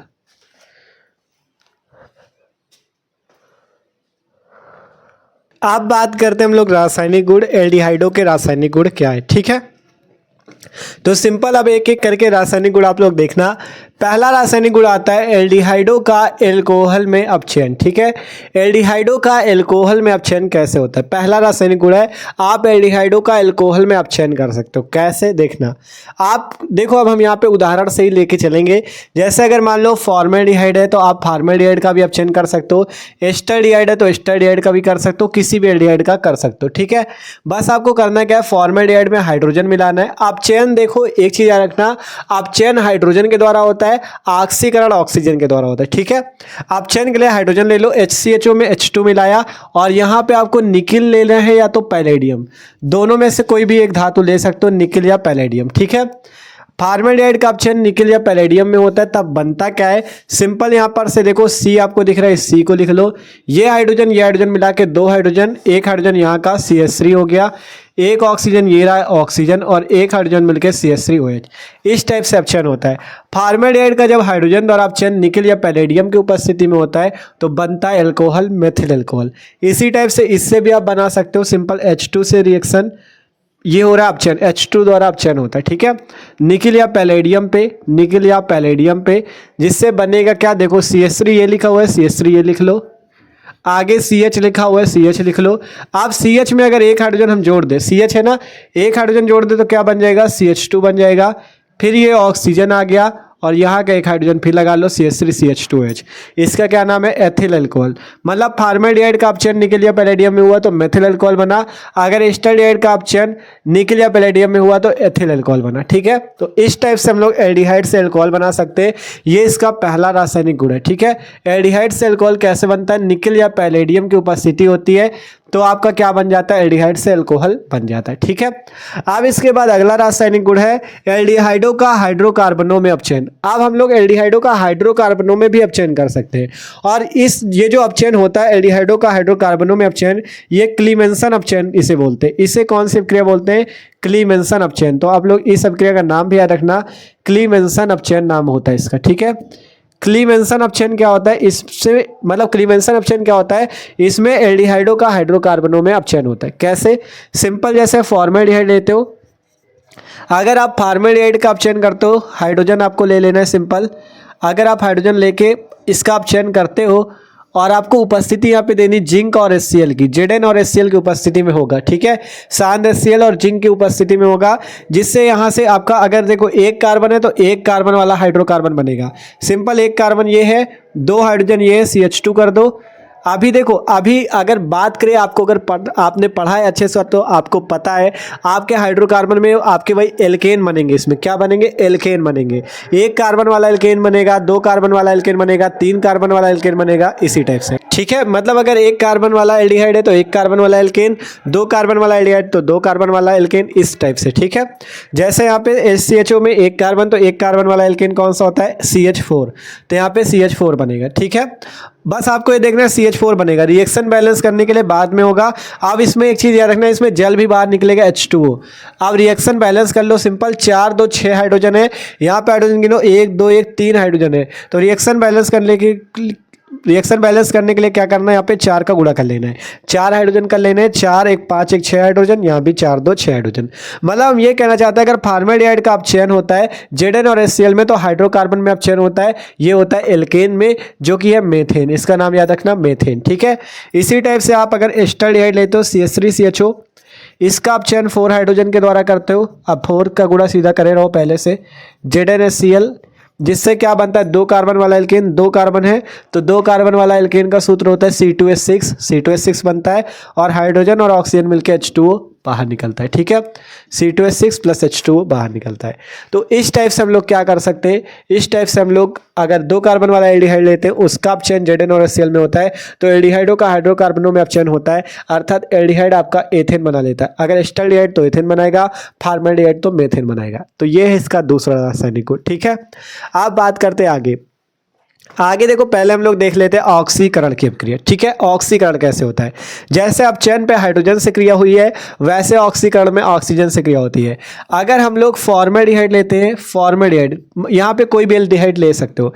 अगर फॉर्मेल्डिहाइड लेते हो तो फॉर्मेल्डिहाइड का अगर आप ऑक्सीकरण करते हो, मान लो ऑक्सीकरण के लिए हमने बताया क्या लेना होता है? ऑक्सीजन लेना होता है। ऑक्सीजन आपको लेना है, यहाँ पे आपको उपस्थिति किसकी देनी है? Na2Cr2O7 दे सकते हो, या सिंपल K2Cr2O7। ठीक है, मान लो K2Cr2O7 + H2SO4 की उपस्थिति में आपको ऑक्सीकरण करना है। ठीक है, अगर फॉर्मेल्डिहाइड का ऑक्सीजन द्वारा ऑक्सीकरण K2Cr2O7 + H2SO4 में करते हो तो बनेगा क्या? ध्यान से देखना, यहाँ से आपको क्या दिख रहा है? H दिख रहा है, H लिख लो, यहाँ से C दिख रहा है, C लिख लो। ठीक है, HC दिखा। अब इसके बाद ये ऑक्सीजन और एक ऑक्सीजन यहाँ का HCOO, और बीच का हाइड्रोजन मिलकर HCOOH। ठीक है, ये बन जाता है।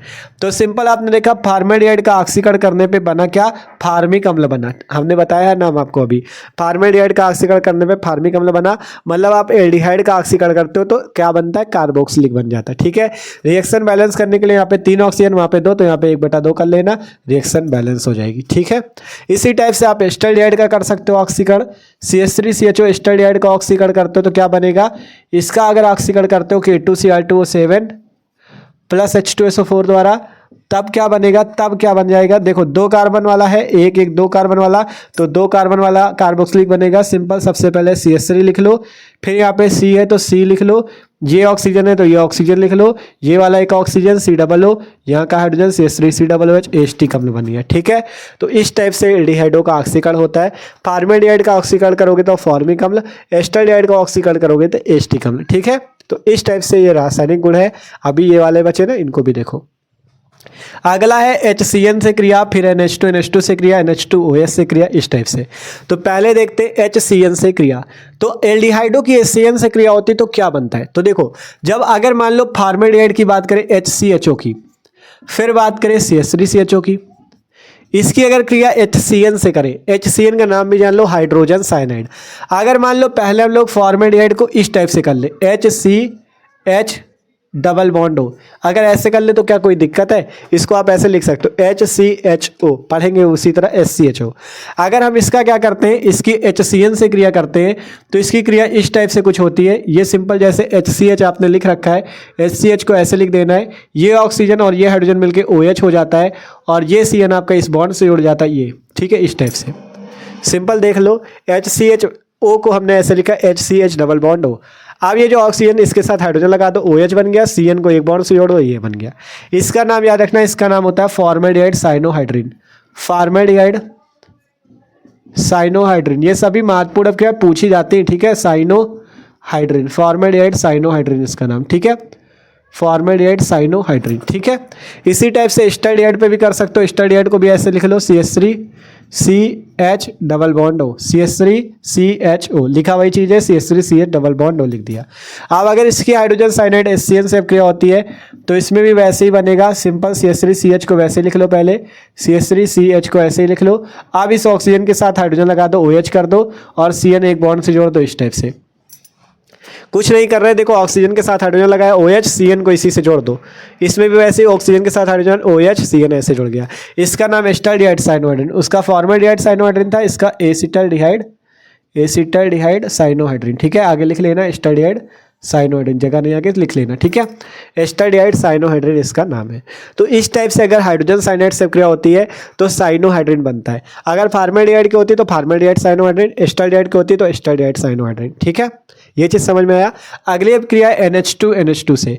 NH2NH2 को बोलते हैं हाइड्रेजीन। क्या बोलते हैं? हाइड्रेजीन बोलते हैं। जब आपका एल्डिहाइड हाइड्रेजीन से क्रिया करता है तब क्या बनता है, देखो इसे भी। अगर फॉर्मेल्डिहाइड है HCHO, तो HCHO को आपको इस बार ऐसे लिखना है SCH डबल बॉन्ड हो, CH3CHO को ऐसे लिखना है CH3CH डबल बॉन्ड हो, ठीक है। जैसे यहाँ पे HCH डबल बॉन्ड हो वैसे ही यहाँ पे, ठीक है। अब इसकी अब क्रिया आपको किससे करनी? NH2NH2, नाम याद रखना हाइड्रेजीन। क्या नाम है? हाइड्रेजीन। जब इससे अब क्रिया होती है तब क्या बनता है, ध्यान से देखो। यहाँ से सिंपल HCH है, HCH सबसे पहले लिख लो, डबल बॉन्ड लगा दो। अब यहाँ पे NNH2 लगा दो, NNH2 लगा दो। बचा क्या? ये वाला H2 और ये वाला ऑक्सीजन मिलके H2O बाहर। कुछ नहीं किया, देख लो, HCH डबल बॉन्ड NNH2 कर दिया, H2 और O मिलके बाहर, ठीक है। इसमें भी वैसे करो, NH2NH2 की अब क्रिया करते हो अगर NH2NH2 की क्रिया, तो सिंपल इसी टाइप से होगा, CH3CH ये आया, CH3CH डबल बॉन्ड NNH2 आगे H2O बाहर, ठीक है। इस टाइप से क्रिया होती है हाइड्रेजीन की। NH2NH2 का नाम है हाइड्रेजीन। ये जो ऊपर बना इसका नाम है फॉर्मेल्डिहाइड हाइड्रेजोन। क्या नाम है इसका? Formaldehyde hydrazone. नीचे वाले के इसी टाइप से नाम है एस्टल्डिहाइड हाइड्रेजोन,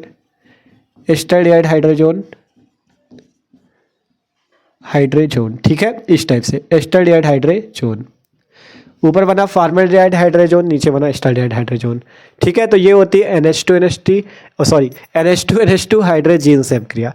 ये वाला रासायनिक गुण भी हो गया। आप देखते हैं NH2OH से क्रिया। NH2OH से क्रिया कैसे होती है? हाइड्रोक्सिल एमीन बोलते हैं इसे बोलते हैं हाइड्रोक्सिल एमीन। तो जब फॉर्मेल्डिहाइड HCHO होता है, ये जब आपका किस HCHO को वैसे लिखो, HCH डबल बॉन्ड हो। जब ये आपका NH2OH से क्रिया करता है जिसका नाम होता है हाइड्रोक्सिलेमीन, तब बनाता क्या? ध्यान से देखना, HCH तो वैसे लिखो HCH डबल बॉन्ड, आगे यहाँ से का ऑक्सीजन अभी नहीं लिखना, यहाँ से लिखो NOH लिख दिया, NOH। बचा क्या? H2 और H2O बाहर। इसी टाइप से एस्टल्डिहाइड पे भी होता है, CH3CHO NH2OH से अभिक्रिया होगी तो बनेगा क्या? सिंपल यहाँ पे डबल बॉन्ड लगा लेना, डबल बॉन्ड हो, ठीक है। तो बनेगा क्या? सिंपल CH3CH डबल बॉन्ड, आगे NOH हो जाएगा और H2O बाहर। बस ये सिंपल से क्रिया होती है, समझ सकते हो आप लोग। इसका नाम है हाइड्रोक्सिलेमिन, नाम नोट कर लेना, बता दे रहे हैं सबके नाम, जगह है क्योंकि कम। इसका नाम है हाइड्रोक्सिलेमिन। NH2OH का नाम है हाइड्रोक्सिलेमिन। इसका नाम लिख लेना फॉर्मेल्डॉक्सिन। क्या नाम लिखोगे? फॉर्मेल्डॉक्सिन, क्योंकि जब फॉर्मेल्डिहाइड हाइड्रोक्सिलेमिन से क्रिया करता है तो बनाता है फॉर्मेल्डॉक्सिन। इसी टाइप से जब एस्टल्डिहाइड हाइड्रोक्सिलेमिन से क्रिया करता है तो बनाता है एस्टल ऑक्सिन। इसका नाम है एसिटल ऑक्सिन, इसका नाम है फॉर्मेल्डॉक्सिन। ठीक है, नाम सबके याद रखना। तो इस टाइप से क्रिया होती है हाइड्रोक्सिलेमिन NH2OH द्वारा। देखो जितने रासायनिक गुण है इसीलिए वन शॉट पे करा रहे हैं, जिससे आप लोग अच्छे समझते चलो। पहले सब कुछ आपको बेसिक पढ़ाई दिया था, अब आपने देख लिया एल्डिहाइड बनाने की विधियां और एल्डिहाइड के रासायनिक गुण। आपसे चाहे फॉर्मेल्डिहाइड बनाने की विधि और रासायनिक गुण पूछ ले तब भी आप कर सकते हो। देखो फॉर्मेल्डिहाइड का भी एग्जाम्पल दिया, इसीलिए एस्टल्डिहाइड का भी दिया कि फॉर्मेल्डिहाइड पूछे फॉर्मेल्डिहाइड कर दो, एस्टल्डिहाइड पूछे पेपर में एस्टल्डिहाइड कर दो। ठीक है, तो एल्डिहाइड कंप्लीट है। अब बात करते हैं कीटोन की। ठीक है, तो इसको जल्दी से नोट करो। अब आते कीटोन की ओर।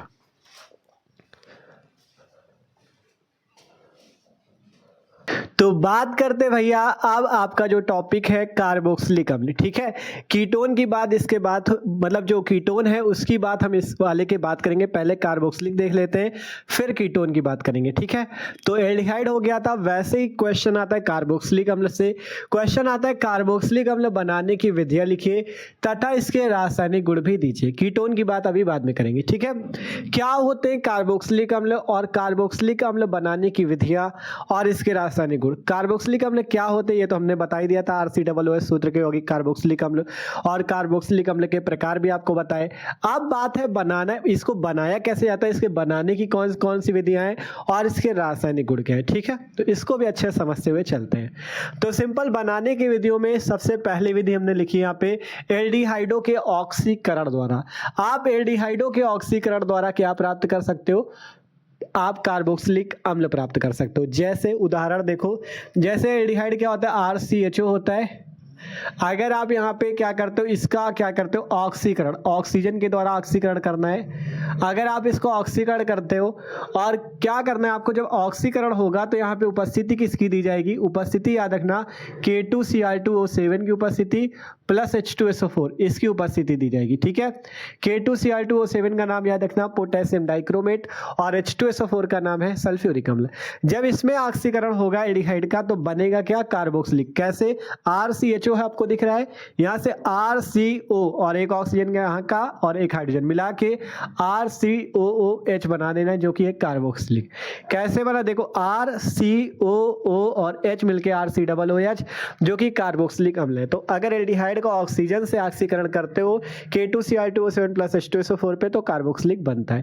उदाहरण के लिए अगर बात करें हम लोग, जैसे फॉर्मेल्डिहाइड या एस्टल्डिहाइड की बात कर ले, तो अगर हम लोग क्या करते हैं, फॉर्मेल्डिहाइड लेते HCHO और उसका अगर ऑक्सीजन से ऑक्सीकरण करते 1/2 O2 पे K2Cr2O7 प्लस H2SO4 पे K2Cr2O7 प्लस H2SO4 पे, तो बनता क्या है यहाँ पर से? सिंपल 1/2 O2 है तो एक ऑक्सीजन इसके बीच में लग जाता है तो HCOOH। इस टाइप से सिंपल HCO और एक ऑक्सीजन और एक H मिला के HCOOH, जो कि कार्बोक्सिलिक अम्ल का पहला सदस्य। इसका नाम क्या है? फॉर्मिक अम्ल। ठीक है, इसी टाइप से अगर आप क्या लेते हो, एस्टल्डिहाइड लेते हो CH3CHO और उसकी 1/2 O2 से रिएक्शन करते हो K2Cr2O7 प्लस H2SO4 पे K2Cr2O7 प्लस H2SO4 पे, तो क्या बनेगा? सिंपल यहाँ से CH3CO एक ऑक्सीजन और एक हाइड्रोजन मिला के CH3COOH बनता है, जिसका नाम होता है एसिटिक अम्ल। तो एल्डिहाइड से आप क्या बना सकते हो? कार्बोक्सिलिक। अगर आपको कार्बोक्सिलिक अम्ल बनाना है तो कार्बोक्सिलिक अम्ल बनाने की पहली विधि है एल्डिहाइडों के ऑक्सीकरण द्वारा। अगर आप एल्डिहाइड जैसे फॉर्मेल्डिहाइड है, एस्टल्डिहाइड है, अगर इनका ऑक्सीकरण करते हो तो आपको क्या मिलता है? कार्बोक्सिलिक मिलता है। एक कार्बन वाला एल्डिहाइड लोगे तो एक कार्बन वाला कार्बोक्सिलिक, दो कार्बन वाला एल्डिहाइड लोगे तो दो कार्बन वाला कार्बोक्सिलिक। ठीक है, तो ये पहली विधि है कार्बोक्सिलिक अम्ल बनाने की। तो देखो अगर जैसे उसमें बताया था कि आपका एल्डिहाइड में फॉर्मल्डिहाइड या एस्टल्डिहाइड बनाने की विधि है उसमें लिख सकते हो, वैसे ही फॉर्मिक अम्ल या एस्टिक अम्ल पे आए तो उसमें भी आप कर सकते हो। ठीक है, तो जिसकी विधि आपसे पेपर में पूछ ले आप आसानी से कर देना, यही सारी विधि आपको लिखनी है। ठीक है, अगला नंबर है एल्किल साइनाइडों के जल अपघटन। ठीक है, एल्किल साइनाइडों के जल अपघटन द्वारा, तो सिंपल एल्किल साइनाइड जो होता है वो होता है RCN, सूत्र के यौगिकों को एल्किल साइनाइड बोलते हैं, RCN को। ठीक है, इसका जल अपघटन मतलब जल से क्रिया करने H2O से, और जल से जब क्रिया होगी तो इसमें उपस्थिति भी दी जाती है HCl की, यहाँ पे HCl भी आपका रहेगा। ठीक है, H2O भी रहेगा, HCl भी रहेगा, बनेगा क्या यहाँ से RCO, सबसे पहले RCO लिख लो, RCO हमें चाहिए 2 O, तो हम क्या करेंगे, एक ही O है यहाँ पे 2 कर लो तो 2 O हो जाएंगे, RC 2 O हो गए, एक यहाँ का हाइड्रोजन ले लो RCOOH, बचा क्या ये नाइट्रोजन, यहाँ आपके 4 हाइड्रोजन क्योंकि 2 दूना 4 होता है तो NH4 हो गया आपका ये, और यहाँ का ये क्लोरीन मिलके NH4Cl इस टाइप से। ठीक है, देखो RC 2 का गुणा किया 2 ऑक्सीजन RCOO, और एक हाइड्रोजन यहाँ का ले सकते हो RCOOH। ठीक है, अब यहाँ का क्लोरीन बचा, 4 हाइड्रोजन बचे और नाइट्रोजन बचा तो NH4Cl बाहर निकलता है। तो इस टाइप से आपका एल्किल साइनाइड से क्या बनता है, कार्बोक्सिलिक अम्ल बनता है। उदाहरण के लिए बात करें, अगर उदाहरण पे अगर बात करें तो उदाहरण से आप बता सकते हो सिंपल कैसे बनाइए। अगर हम मान लो R की जगह लगा दे पहला आपका CH3CN, इसका नाम होता है मेथिल साइनाइड। अगर इसका जल अपघटन होता है 2H2O के द्वारा, उपस्थिति यहाँ पे HCl की होगी, जिससे बनेगा क्या CH3C, तब से पहले CH3C आया, यहाँ पे 2 का गुणा 2 ऑक्सीजन, एक हाइड्रोजन यहाँ का CH3COOH, नाइट्रोजन 4 हाइड्रोजन और क्लोरीन मिलके NH4Cl बाहर। तो ये सिंपल से क्रिया होती है। अगर मेथिल साइनाइड का जल अपघटन H2O से क्रिया करते हो, HCl भी रहेगा साथ में, तो आपका क्या बना, एसिटिक अम्ल। इसी टाइप से अगर मेथिल साइनाइड की जगह एथिल साइनाइड ले लेते हो, C2H5CN, 2H2O रहेगा, HCl भी साथ में रहेगा, तो बनेगा क्या, यहाँ से जब C2H5 लोगे तो यहाँ से क्या बनेगा, C2H5COOH, C2H5COOH और प्लस का NH4Cl। इस टाइप से आप कार्बोक्सिलिक प्राप्त कर सकते हो, कोई भी कार्बोक्सिलिक। ठीक है, बस इसमें आप ये याद रखना, इसमें आपका ये जो पहला है फार्मिक अम्ल, ये इसमें नहीं बनेगा। ये जो एल्किल साइनाइडों के जल अपघटन द्वारा है, इसमें आपका पहला जो है HCOOH, इसमें ये नहीं बना सकते आप, और सारे कार्बोक्सिलिक बना सकते हो, लेकिन जो पहला सदस्य HCOOH फार्मिक अम्ल, इसको हम एल्किल साइनाइडों के जल अपघटन द्वारा नहीं बना सकते। आगे के आप सारे बना सकते हो, चाहे ये आपका हो एथेनोइक अम्ल, प्रोपेनोइक अम्ल, इस टाइप से आगे बना सकते हो, लेकिन बस आप इस वाले को इस विधि से द्वारा नहीं बना सकते। ठीक है, तो ये है आपकी वो कार्बोक्सिलिक अम्ल बनाने की दूसरी विधि। आप केवल इसमें फार्मिक अम्ल नहीं बना सकते, आगे के सारे आप कार्बोक्सिलिक बना सकते हो। सिंपल कोई भी एल्किल साइनाइड लो, जल अपघटन करो, HCl भी मिला लो, जिससे RCOOH प्लस NH4Cl, इसका नाम याद रखना अमोनियम क्लोराइड, NH4Cl का नाम है अमोनियम क्लोराइड बनता है। ठीक है, तो ये दूसरी विधि है इसके कार्बोक्सिलिक अम्ल बनाने की। अगली देखते हैं एस्टर के जल अपघटन द्वारा। एस्टर के जल अपघटन द्वारा भी आप क्या प्राप्त कर सकते हो, कार्बोक्सिलिक अम्ल। कैसे, सिंपल एस्टर क्या होता है, RCOOR सूत्र के यौगिकों को हम लोग एस्टर बोलते हैं, RCOOR। अगर इसका जल अपघटन करते हो, H2O से रिएक्शन करते हो, तो क्या बनता है, कार्बोक्सिलिक बनता है। कैसे, यहाँ से RCOO, सबसे पहले RCOO, और यहाँ का हाइड्रोजन मिलके RCOOH, बचा क्या क्या, R बचा, O बचा, H बचा, ROH बाहर। ये सिंपल से क्रिया होती है। ठीक है, यहाँ से RCOOH निकला, फिर ROH बचा था तो ROH आपका एल्कोहल बन गया। ठीक है, अब अगर बात करें R की जगह अगर उदाहरण के लिए कोई भी ग्रुप लगाया जाए, मान लो हम लगा ले CH3, तो CH3COO CH3 अगर कर ले, आप चाहो तो R और R' सेम भी रख सकते हो, R और R' सेम भी रख सकते हो, चाहो तो अलग अलग भी रख सकते हो। ठीक है, अगर हम लोग सेम रखते हैं तो यहाँ से कौन सा बनता है देखते हैं, H2O से रिएक्शन होगी, सिंपल यहाँ से CH3COO और यहाँ का एक हाइड्रोजन मिलके CH3COOH, और बचा क्या, CH3OH, ये आपका एल्कोहल CH3OH बाहर निकलता है। ठीक है, तो इस टाइप से आप इसमें कार्बोक्सिलिक प्राप्त कर सकते हो।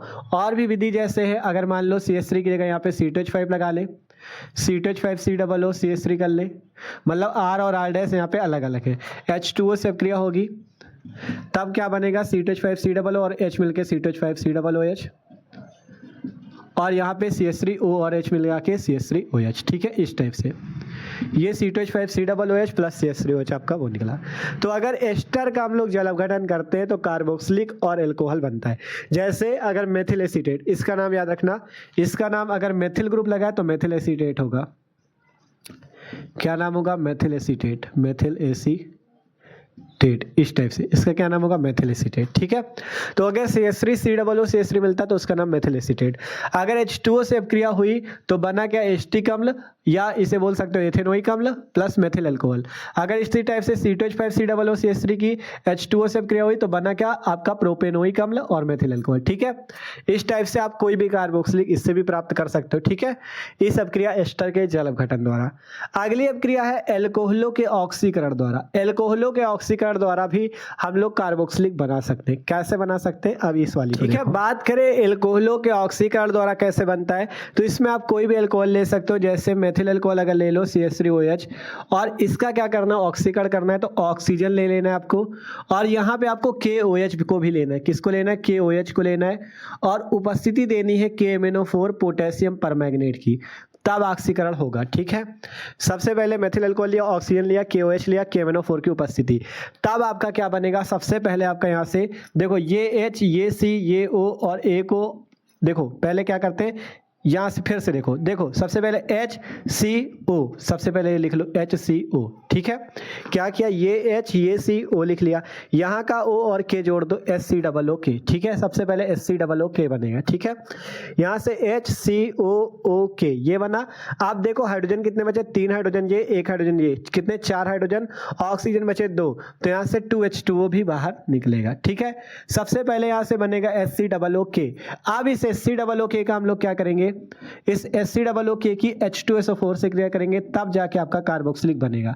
कैसे? देखना, SCOOK है, सिंपल यहाँ से 2 का गुणा कर लेना, तो HCOO, यहाँ से HCOO और ये H मिलके SCOOH, और बचा क्या? 2 का गुणा तो 2K है, और SO4 मिलके K2SO4 आपका बाहर निकलता है। इस टाइप से ऑक्सीकरण होता है। ठीक है, सिंपल अगर मेथिल अल्कोहल से आपको कार्बोक्सिलिक बनाना है, 1 कार्बन वाला लोगे तो 1 कार्बन वाला कार्बोक्सिलिक। ये अभिक्रिया 2 स्टेप पे होती है।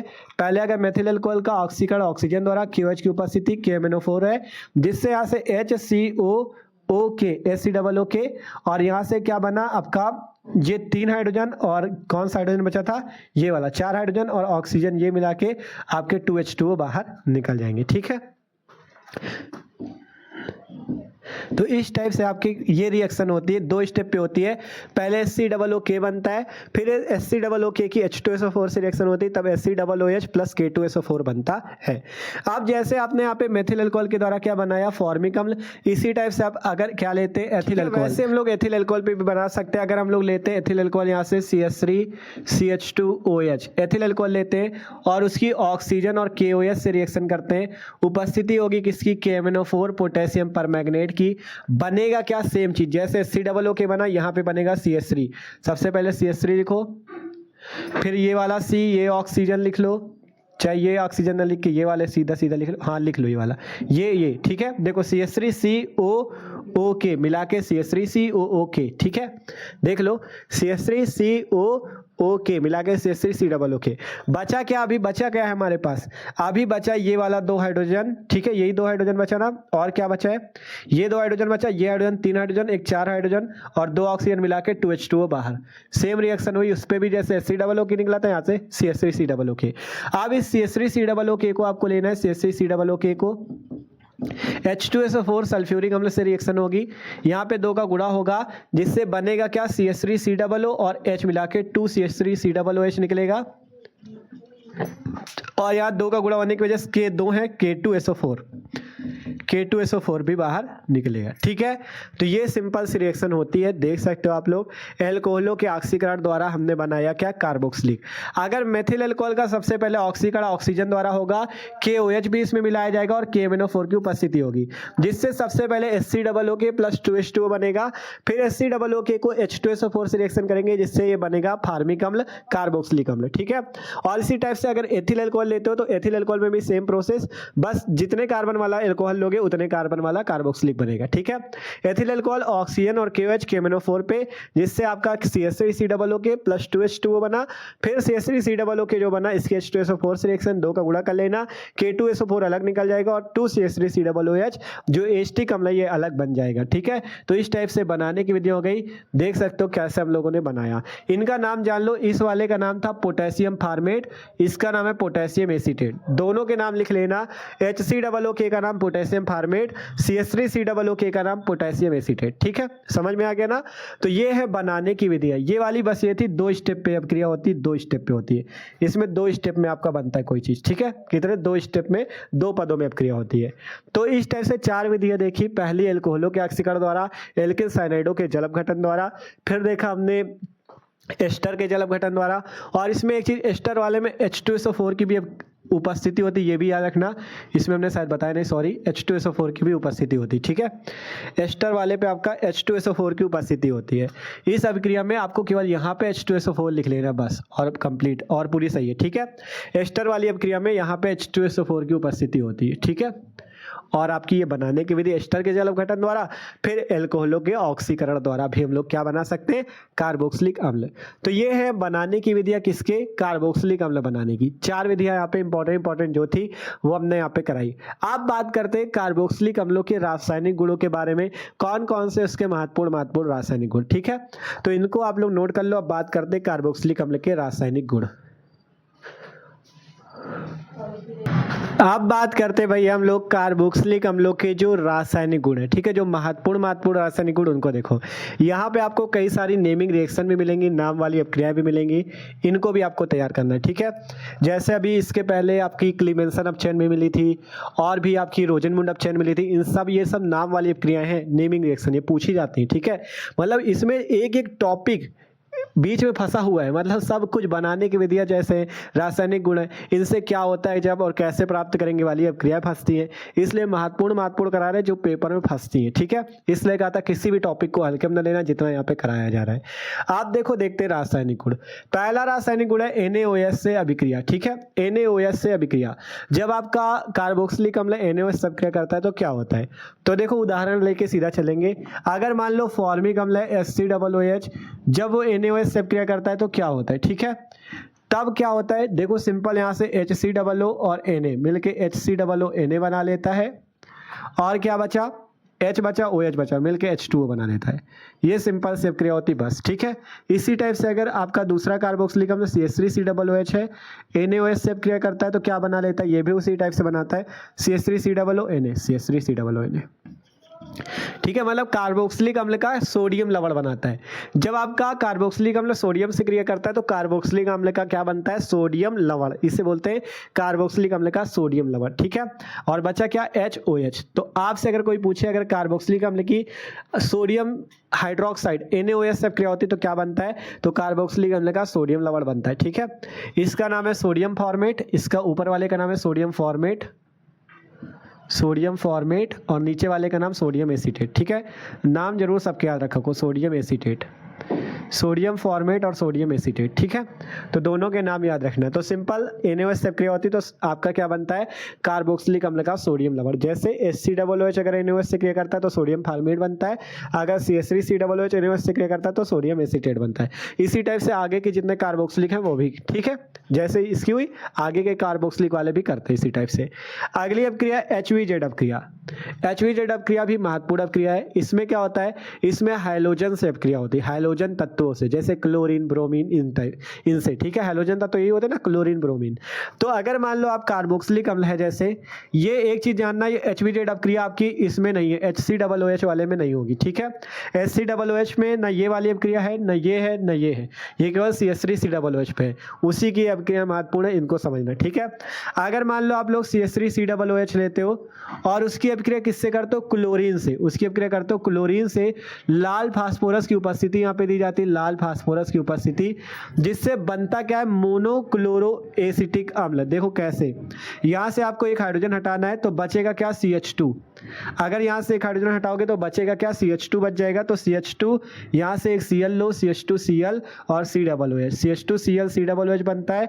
और बचा क्या, एक हाइड्रोजन एक क्लोरीन मिला के HCl बनता है, ठीक है। इसी अभिक्रिया को बोलते हैं HVZ अभिक्रिया। इसका नाम है मोनोक्लोरो एसिटिक अम्ल, मोनोक्लोरो एसिटिक अम्ल। क्या नाम है इसका, मोनोक्लोरो एसिटिक अम्ल। इसका क्या नाम भैया, मोनोक्लोरो एसिटिक अम्ल, ठीक है। तो अगर कभी भी पेपर में नेमिंग रिएक्शन है, नाम वाली अभिक्रिया महत्वपूर्ण अभिक्रिया है, पेपर में पूछी जाती है। अगर आपसे कभी भी HVZ अभिक्रिया पूछ ले तो सबसे पहले इस अभिक्रिया का फुल फॉर्म जान लो। HVZ अभिक्रिया का फुल फॉर्म होता है हेल वोलार्ड जेलेंस्की अभिक्रिया। क्या होता है, हेल वोलार्ड जेलेंस्की अभिक्रिया। कभी कभी पेपर में नाम पूरा दे देता है, हेल वोलार्ड जेलेंस्की अभिक्रिया बताओ, तो यही है HVZ अभिक्रिया, ठीक है। इसमें होता क्या है, जब कार्बोक्सिलिक अम्ल किसी हैलोजन जैसे क्लोरीन से अभिक्रिया करता है लाल फास्फोरस की उपस्थिति में, तब बनता है मोनोक्लोरो कार्बोक्सिलिक अम्ल। जैसे यहाँ पे मोनोक्लोरो एसिटिक अम्ल बना, कुछ नहीं, सिंपल से अभिक्रिया, हाइड्रोजन और क्लोरीन HCl निकल जाता है, CH2Cl COOH बना, जिसका नाम है मोनोक्लोरो एसिटिक अम्ल, ठीक है। इसमें अगर लिखना पड़े तो बस यही लिख देना कि जब कार्बोक्सिलिक अम्ल किसी भी हैलोजन जैसे क्लोरीन से अभिक्रिया लाल फास्फोरस की उपस्थिति में करता है, तब आपका मोनोक्लोरो कार्बोक्सिलिक अम्ल बनता है, ठीक है। और यह अभिक्रिया HVZ अभिक्रिया या हेल वोलार्ड जेलेंस्की अभिक्रिया कहलाती है। तो ये HVZ रिएक्शन है, इंपॉर्टेंट रिएक्शन है, इसको भी आपको तैयार करना है। इसके बाद अगली रिएक्शन है स्मिट अभिक्रिया। ये भी महत्वपूर्ण, बहुत ज्यादा महत्वपूर्ण, इसको समझ सकते हो, ठीक है। इसमें क्या होता है, इसमें आपको क्या लेना होता है, कार्बोक्सिलिक। ये भी आपकी न ये अभिक्रिया फार्मिक अम्ल में है, न ये अभिक्रिया न ये अभिक्रिया, ठीक है। ये चीज याद रखना। ये केवल एसिटिक अम्ल के आगे के जितने भी हैं, जैसे CH3COOH के आगे के जितने भी कार्बोक्सिलिक हैं उन पे होगी, केवल HCOOH में नहीं होगी, ठीक है। इसमें बात करें CH3COOH जो होता है, कोई भी कार्बोक्सिलिक हो सकता है, बस फार्मिक नहीं होगा, ठीक है। ये चीज है। सिंपल CH3COOH की अभिक्रिया हमें करनी होती है हाइड्रोजोइक अम्ल से, N3H से। N3H का नाम होता है हाइड्रोजोइक अम्ल, ठीक है। ये चीज याद रखना। जब एसिटिक अम्ल की अभिक्रिया हाइड्रोजोइक अम्ल N3H से करते हैं तो क्या बनता है, ये चीज आपको देखना है। यहां से सिंपल CH3 ले लो, यहां से एक नाइट्रोजन ले लो, N हो गया, ये हाइड्रोजन मिला के H2 CH3NH2 यहां से बन जाता है। सिंपल देखो, CH3N और दो हाइड्रोजन मिलके CH3NH2। अब यहां से अभी एक नाइट्रोजन गया है, कितने बचे, 2, क्योंकि 3 थे तो एक निकला तो बचे 2, N2 ये निकला। अब क्या बचा, यहां से CO2 बचा, CO2 ये निकला, ठीक है। ये सिंपल सी अभिक्रिया होती है। इसका नाम जो है मेथिलेमीन है। इसका क्या नाम है, मेथिलेमीन नाम है इसका, ठीक है। हुआ क्या, सिंपल, आपने जब एसिटिक अम्ल की अभिक्रिया हाइड्रोजोइक अम्ल से की तो मेथिलेमीन बना, N2 बना और कार्बन डाइऑक्साइड बना। और यह अभिक्रिया कौन सी अभिक्रिया, स्मिट अभिक्रिया कहलाती है। आपको लिखना पड़ जाए तो लिख सकते हो, कार्बोक्सिलिक अम्ल की अभिक्रिया हाइड्रोजोइक अम्ल से करने पे आपका प्राथमिक एमीन बनता है। ये कौन सा एमीन है, प्राथमिक एमीन, जैसे मेथिलेमीन, एथिलेमीन, प्रोपिलेमीन, ये सभी प्राथमिक एमीन है। अगला चैप्टर एमीन वाला है ना, उसमें हम लोग पढ़ेंगे भी, ठीक है। तो सिंपल उदाहरण के तौर पर, जैसे एसिटिक अम्ल है हाइड्रोजोइक अम्ल से अभिक्रिया करता है तो CH3NH2 बनाता है, नाइट्रोजन बनाता है, कार्बन डाइऑक्साइड बनाता है, ठीक है। ये फार्मिक अम्ल पे अभिक्रिया नहीं होती। ये आपकी सारी जो तीनों अभिक्रिया है ना, ये नेमिंग रिएक्शन है, नाम वाली है, इसलिए बहुत ज्यादा महत्वपूर्ण है, इनको तैयार करना है, ठीक है। अगली अभिक्रिया हुन्स-डीकर अभिक्रिया। हुन्स-डीकर अभिक्रिया क्या होती है, हुन्स-डीकर अभिक्रिया भी बहुत ज्यादा महत्वपूर्ण है। इसमें क्या होता है, इसमें आपको लेना होता है कार्बोक्सिलिक अम्ल का सिल्वर लवण, RCOOAG। ये होता है कार्बोक्सिलिक अम्ल का सिल्वर लवण। जैसे कार्बोक्सिलिक अम्ल का सोडियम लवण है, सोडियम लगा तो सोडियम लवण, ये सिल्वर लगा तो सिल्वर लवण, ठीक है।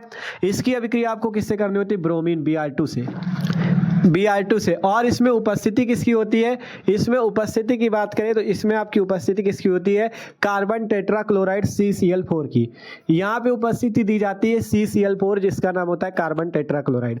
सिंपल आपको क्या लेना है, कार्बोक्सिलिक अम्ल का सिल्वर लवण ब्रोमीन से अभिक्रिया, कार्बन टेट्राक्लोराइड की उपस्थिति होती है CCl4 की। बनता क्या है, यहाँ से R और Br मिलके RBr बनता है। और बना क्या, यहाँ से CO2, ये रहा CO2 निकलता है। और क्या बचा, Ag और एक Br मिलके AgBr निकलता है। ये अभिक्रिया आपकी कौन सी, हुन्स-डीकर अभिक्रिया होती है। अगर आप लिखना चाहो तो लिख सकते हो कि कार्बोक्सिलिक अम्ल का सिल्वर लवण, इसे बोलते हैं कार्बोक्सिलिक अम्ल का सिल्वर लवण की अभिक्रिया ब्रोमीन से, कार्बोक्सिलिक अम्ल के सिल्वर लवण की अभिक्रिया ब्रोमीन से कार्बन टेट्राक्लोराइड की उपस्थिति में होती है, तब आपका एल्किल ब्रोमाइड बनता है। ये R का मतलब एल्किल, ब्रोमाइड बनता है, कार्बन डाइऑक्साइड बनता है और सिल्वर ब्रोमाइड बनता है। और यह अभिक्रिया हुन्स-डीकर अभिक्रिया कहलाती है। उदाहरण के तौर पे R की जगह कोई भी एल्किल लगा सकते हो, बस फार्मिक अम्ल इसमें भी काम नहीं करेगा। इसमें आपको CH3 लगा लो, CH3COOAG, Br2 से अभिक्रिया CCl4 की उपस्थिति में, जिससे होगा क्या, यहाँ से CH3Br निकाल दो, CH3Br जिसका नाम है मेथिल ब्रोमाइड, यहाँ से AgBr निकाल दो, AgBr निकल गया, और क्या बचा, CO2 कार्बन डाइऑक्साइड। ये अभिक्रिया ही हुंस डीकर अभिक्रिया है, इसका नाम है मेथिल ब्रोमाइड। मेथिल लगा इसलिए मेथिल ब्रोमाइड, एथिल लगाओ एथिल ब्रोमाइड, ठीक है, इस टाइप से। तो इस अभिक्रिया को कौन सी अभिक्रिया नाम देते हैं, हुंस डीकर अभिक्रिया। हमने बताया ना ये सभी अभिक्रिया महत्वपूर्ण, HBZ हो गया, स्मिट अभिक्रिया हो गया, हुंस डीकर हो गई, और कौन सी मिली थी, क्लीवेंसन अपचयन, रोजनमुंड अपचयन। जितनी अभिक्रिया ये सभी इस चैप्टर की बहुत ही महत्वपूर्ण अभिक्रिया है, इसीलिए हमने ये रासायनिक गुण पे कराया। देखो रासायनिक गुण क्यों होते, रासायनिक गुण से बहुत अभिक्रिया फंसती है पेपर में, बनाने की विधियों से बहुत सारी अभिक्रिया फंसती है, इसीलिए यहाँ पे हमने सारी चीजें कराई, ठीक है। तो कार्बोक्सिलिक अम्ल हो गया, कार्बोक्सिलिक अम्ल बनाने की विधियां, रासायनिक गुण, ये जितनी चीज पढ़ाई यार आपको अच्छे से तैयार करना है, ठीक है। आप जो आखिरी टॉपिक आपका बचता है इस चैप्टर का कौन सा, कीटोन वाला, उसको देख लेते हैं ना, इसको नोट करो फिर बताते हैं आपको।